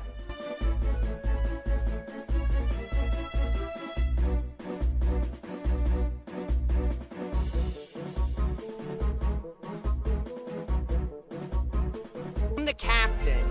I'm a 23-year-old rock star, and I'm about to dock the ship. So it's another week, and it's another controversy for good old World of T-shirts. Everywhere that he's going, he's stirring up a craze. And this time, there's been a lot of flack that has come back on him. Now, I will say, if you're completely unaware, and we're going to cover this towards the end of the video, but essentially, there was the stream that Josh was doing during his sober week where he's just chilling, watching a video on a TV, and a doll gets incorporated, and he does some very grotesque things to this doll, and the doll happens to have childlike features to it, characteristics. Now, people that saw the stream and the people that inhabit the Reddit are aware of this, but everybody on Josh's TikTok page is essentially sitting there and saying, "Way to go, Josh. Good job not drinking, buddy. I'm rooting for you." It seems like a lot of people are completely oblivious to this instance, and we'll get to more specifics towards the end, but I really want to focus on his antics out in public and how we got to this point and how we sort of formulated this idea that somehow Josh is a worse person sober than he is when he's drunk. Really? By the way, I'm just shocked he's still alive. I'm not gonna lie. Being that young, consuming that amount of alcohol as regular as he was, I'm shocked he's still alive. It's a proper marvel of human nature in general. I don't know that he's still alive. It's just shocking to me that that guy is still breathing. Drinking, kind of crazy to think, but first we have to start off with getting swatted at some race car arcade place, and Josh incidentally puts on some lipstick. I don't want to stay here. I gotta get my stuff either way, Josh. It's too risky. I gotta get my stuff either way. It'll happen again. I gotta get my stuff either way. Me too. Oh, guys. We gotta bounce after this. After the swallow. Can I grab the we'll just go. Let's have that. At this point, maybe we should do it some other time. Yeah, might have to cut it, It's just kind of what happens. They had. It's all over your mouth, though. It's lip balm. Josh, what the fuck it's is lip that? balm. Jesus Christ, man. Lip balm. Jesus Christ. Why is it all red? It says balm, not lipstick. No, it's good. John, you don't Just rub it in though, isn't it? Like, why does it look like why does he look like he's been chewing it? Jesus Christ. understand. You've got to get that off. I like it. You've got to get that off. I like it. Come on. Josh, you don't understand. It looks like you have lipstick on you. It's fine. I like it. Josh, fuck him. Don't do it, dude. Do it. You're better than him.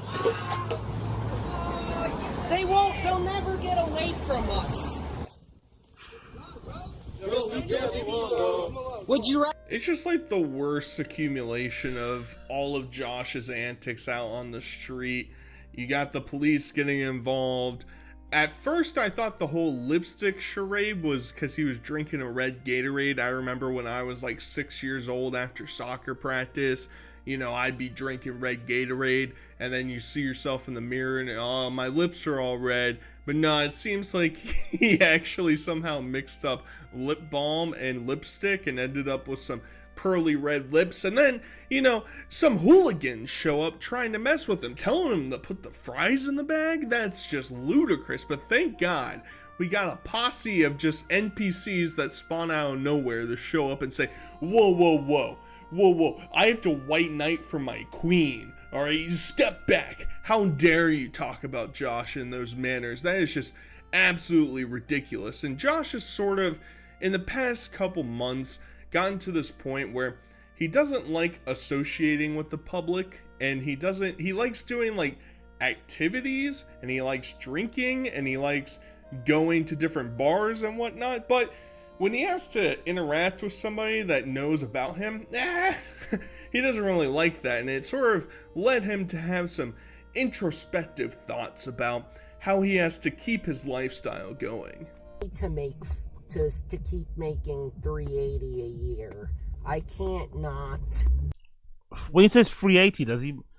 Hold on. He makes 380 a year. So he says he makes 380,000 a year doing this. Jesus Christ, this is so toxic. Somebody's paying this kid $380,000 a year to basically drink himself into oblivion when he's clearly got, you know, some issues. This is so exploitative, isn't it? This is so bad.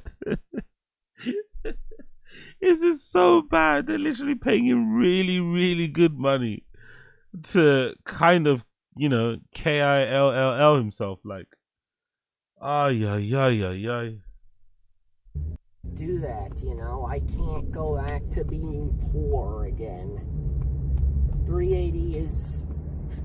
I need to have that 380 and keep it that way. You know, this deal changed my life. 380 a year is good. And like if I get hurt or something, I'll be on government benefits. The point is I can't get serious. It's interesting, isn't it? Just like, I don't know, I always find it interesting how people who could never figure it out in the normal world suddenly get like a little bit of success on streaming or content creation, but then somehow think that is the norm. That is, yeah, that's where I should have always been. You know, they sort of use it as fuel, no, as a I don't know, as a weird like justification. I don't. It's just a strange thing. I think I've seen it a lot of, especially locals. They have this thing where they're really like cocky and arrogant and shit. But it's like, you know, you don't really have any reason to be. You know, you're only where you are because of the generosity of fucking strangers, and it isn't really reflective of your usefulness or skills or whatever in real life. You know. But hey, what do I know? Nothing. Seriously hurt. Otherwise, I'll be on welfare the rest of my life, and that's like 20 grand a year. That's as good as putting the fries in the bag, for real.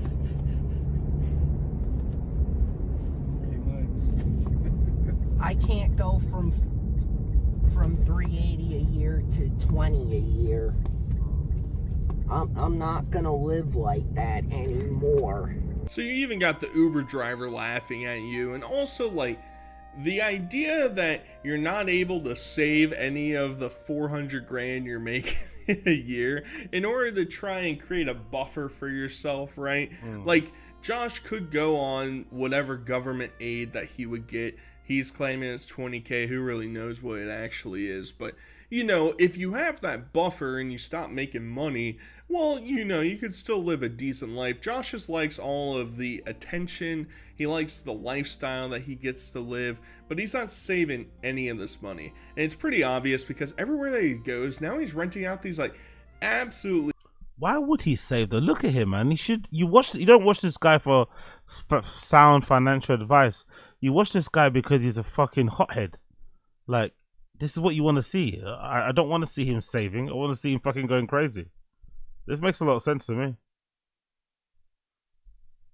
Insane Airbnbs, I'm sure, are costing thousands of dollars a night, and he's staying there for a week or so at a time. I mean, this dude is just blowing through money, I'm absolutely positive.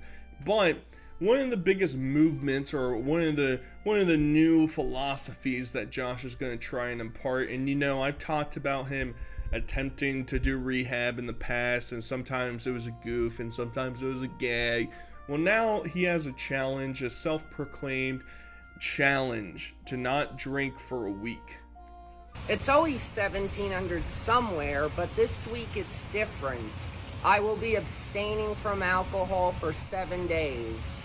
I want to thank Tony, Brian, Party, Jack, Steiny, and all my real fans. The Sober Subathon will be on party.com/world of t-shirts.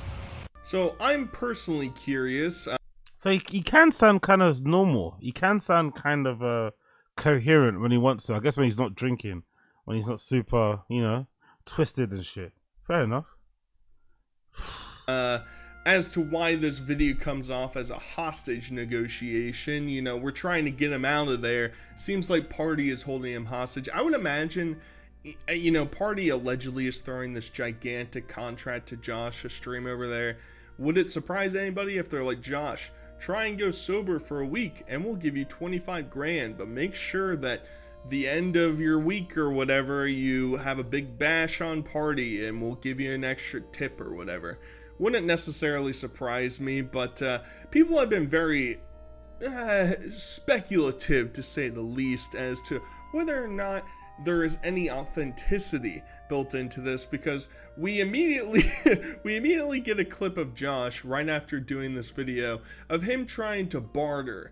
You know, he's trying to work his way. Well, actually, semantically, when is the final day? Can I cut it down just a little bit? Yeah, we'll give you the day. Okay, it's a full day. That means there's 6.5 days left. There's 6 days. You still got a night.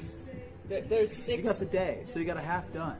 No, I got a day of sobriety done. Okay, Josh, sit back. The last time I was drinking last night. Today marks the first full day.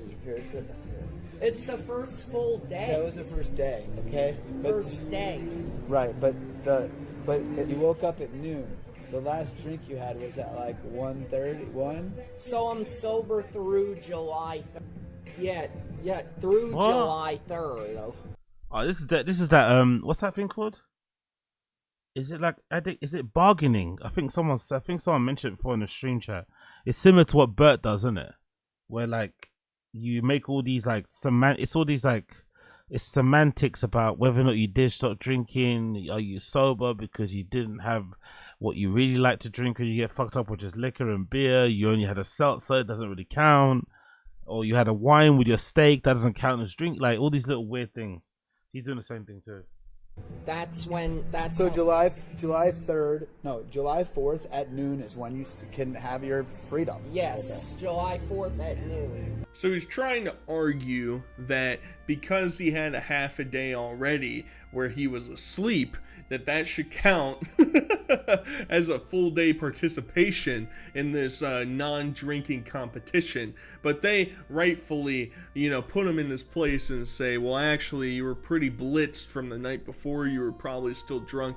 We gotta wait until noon on July 4th. And, you know, that probably perturbed Josh a little bit. I'm sure he's looking forward. A lot of the time, I feel like whenever we interact with some of these alcoholics that are out there, they really look forward to the holidays because it becomes a more like acceptable time frame to socially be drinking with other people. Oh, that makes a lot of sense. I never thought about that, to be fair. That does make a lot of sense. If you are actually legitimately an alcoholic, the holidays must be the best time because everyone is getting twisted.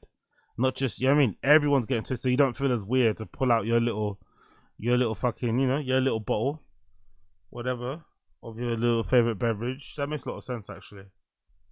And you can't get scrutinized as much. Josh probably also feels that. He probably also wants to go out and do some crazy things. But in case you're still uncertain if Josh is following through with his commitment to not drink, basically within that night, the next day, they do a BAC test to see where he's at, and here are the results.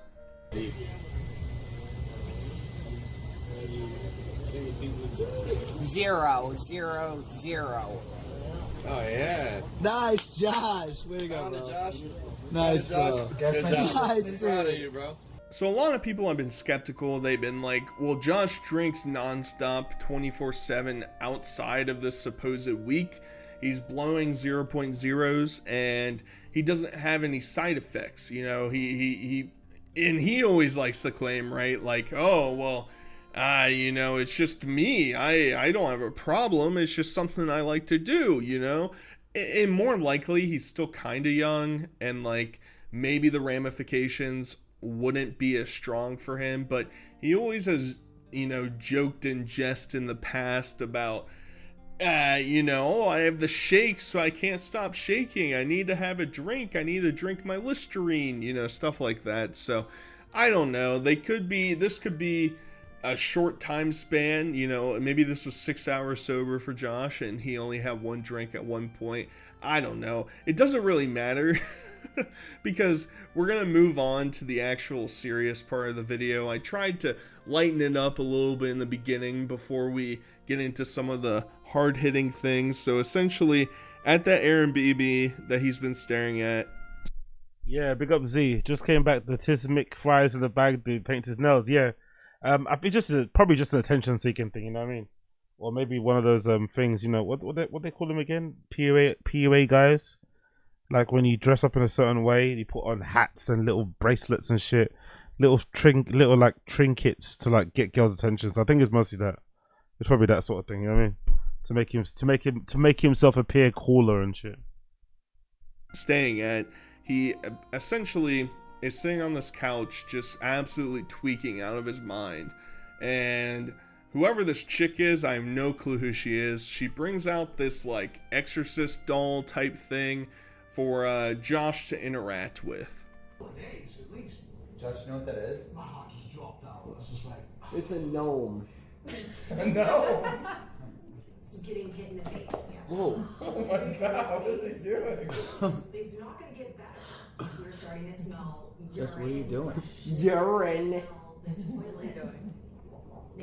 Look at this. Urine. Are you braiding your hair? Or are you pulling it? Braiding. Oh wow! Look at that. You did it. We were like, this is awesome. Like a twisty braid. Let's go. Look. Yes. Okay. Finally. Like, he's definitely paying these girls to hang out with him, right? I wonder, is he paying these girls to hang out with him? Are they there because they want to hang out with him? Like, like what do you say? What do you say to him when you're like? What they talk about? I don't know. Who knows? So it starts out relatively wholesome, right? You know, you get a little bit concerned right off the bat because he yanks on the hair really hard. And obviously, you know, there has to be some amount of distinction. This is a doll that Josh is going to be absolutely just tormenting. I think there are more layers to it than just being surface level of, oh, it's just a plastic doll, bro. Why do you even care? Well, I think it might allude to some thoughts going on inside of Josh's brain, but you know, it starts off kind of wholesome. He's braiding the hair. It's a skill that I feel like most of us have never seen Josh take part in, and it quickly devolves into something much more, how you say, gross. Oh no. I had water on my feet, and I was like, what the fuck? What are you doing? She's flying. Shit on her chest? Just get me shit.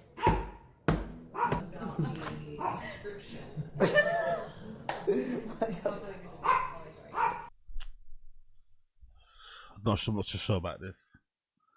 I'm not too sure. I kind of see where this is going. I'm not too sure about this. I can kind of feel where this is gonna go. I can kind of feel where he's gonna go with this doll thing. It's gonna get very unhinged and very dark very soon. Josh, what are you doing? Josh, what are you doing? Is this illegal? It's just a dummy. Josh, I don't know, dude.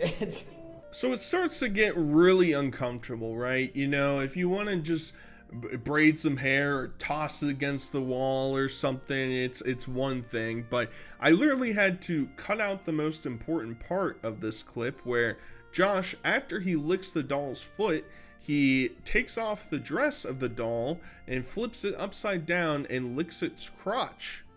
Yeah, so understandably, people are interpreting this in a very poor light. They're looking at this in the perspective of, are some underlying sensations that Josh has been suppressing starting to come out a little bit? Because the thought process doesn't really make any sense, right? Like, yeah, Josh has had some violent tendencies in the past.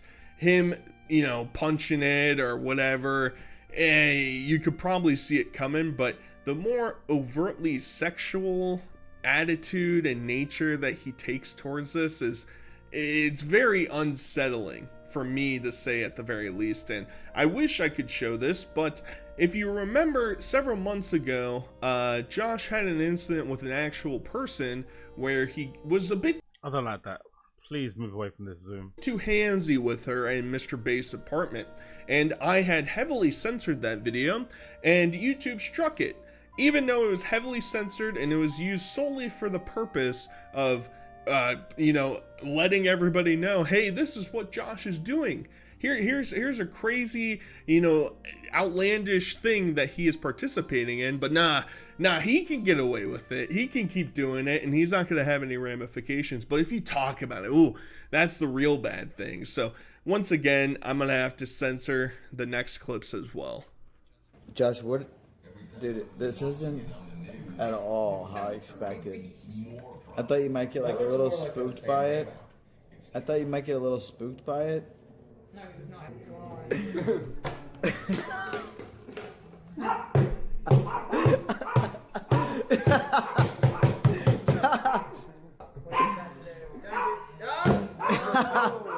Not the Exorcist, girl, Josh.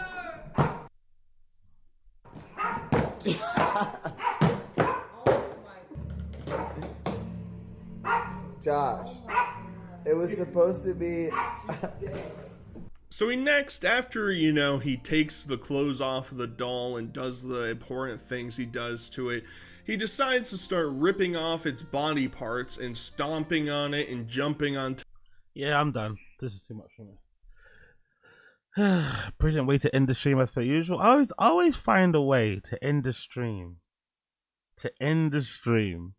On a really fun note, innit? I always find a way to end the stream on a fun note. Anyways, my friend, I'm going to leave it there. Thank you for tuning in. Thank you for tuning into the Random Show once again. I appreciate every single one of you. Smash the like button if you haven't already. Smash the like button. Hit subscribe. You know, apologies for yesterday too, by the way. I fell asleep in it. I was so tired. When I finished streaming, I lay down for a bit on my couch, and I woke up. It was 8 a.m. in the morning, and my stream was still running. So apologies for those of you who were still seeing the stream running, and I wasn't here. I just saw a black screen. But yeah, we're back now, and I'll end the stream normally. I won't leave it running for ages. So apologies for that. I'll see you guys again tomorrow. Take care. Be safe. Smash the like button. Hit subscribe. I'll see you guys again tomorrow. Okay.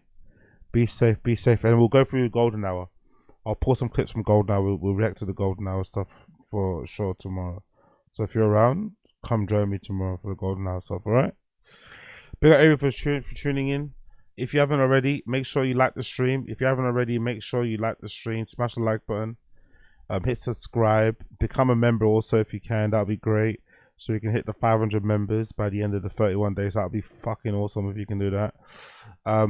Yeah, join the Discord, subscribe to the channel, subscribe to my other channels. You can find them as well there on the main link and all that good shit. All that good shit. But for now, people, thank you for hanging out. Be well. Happy 4th of July and everything else in between, wherever you are in the world. And I'll see you guys again tomorrow, okay? Tomorrow. Peace.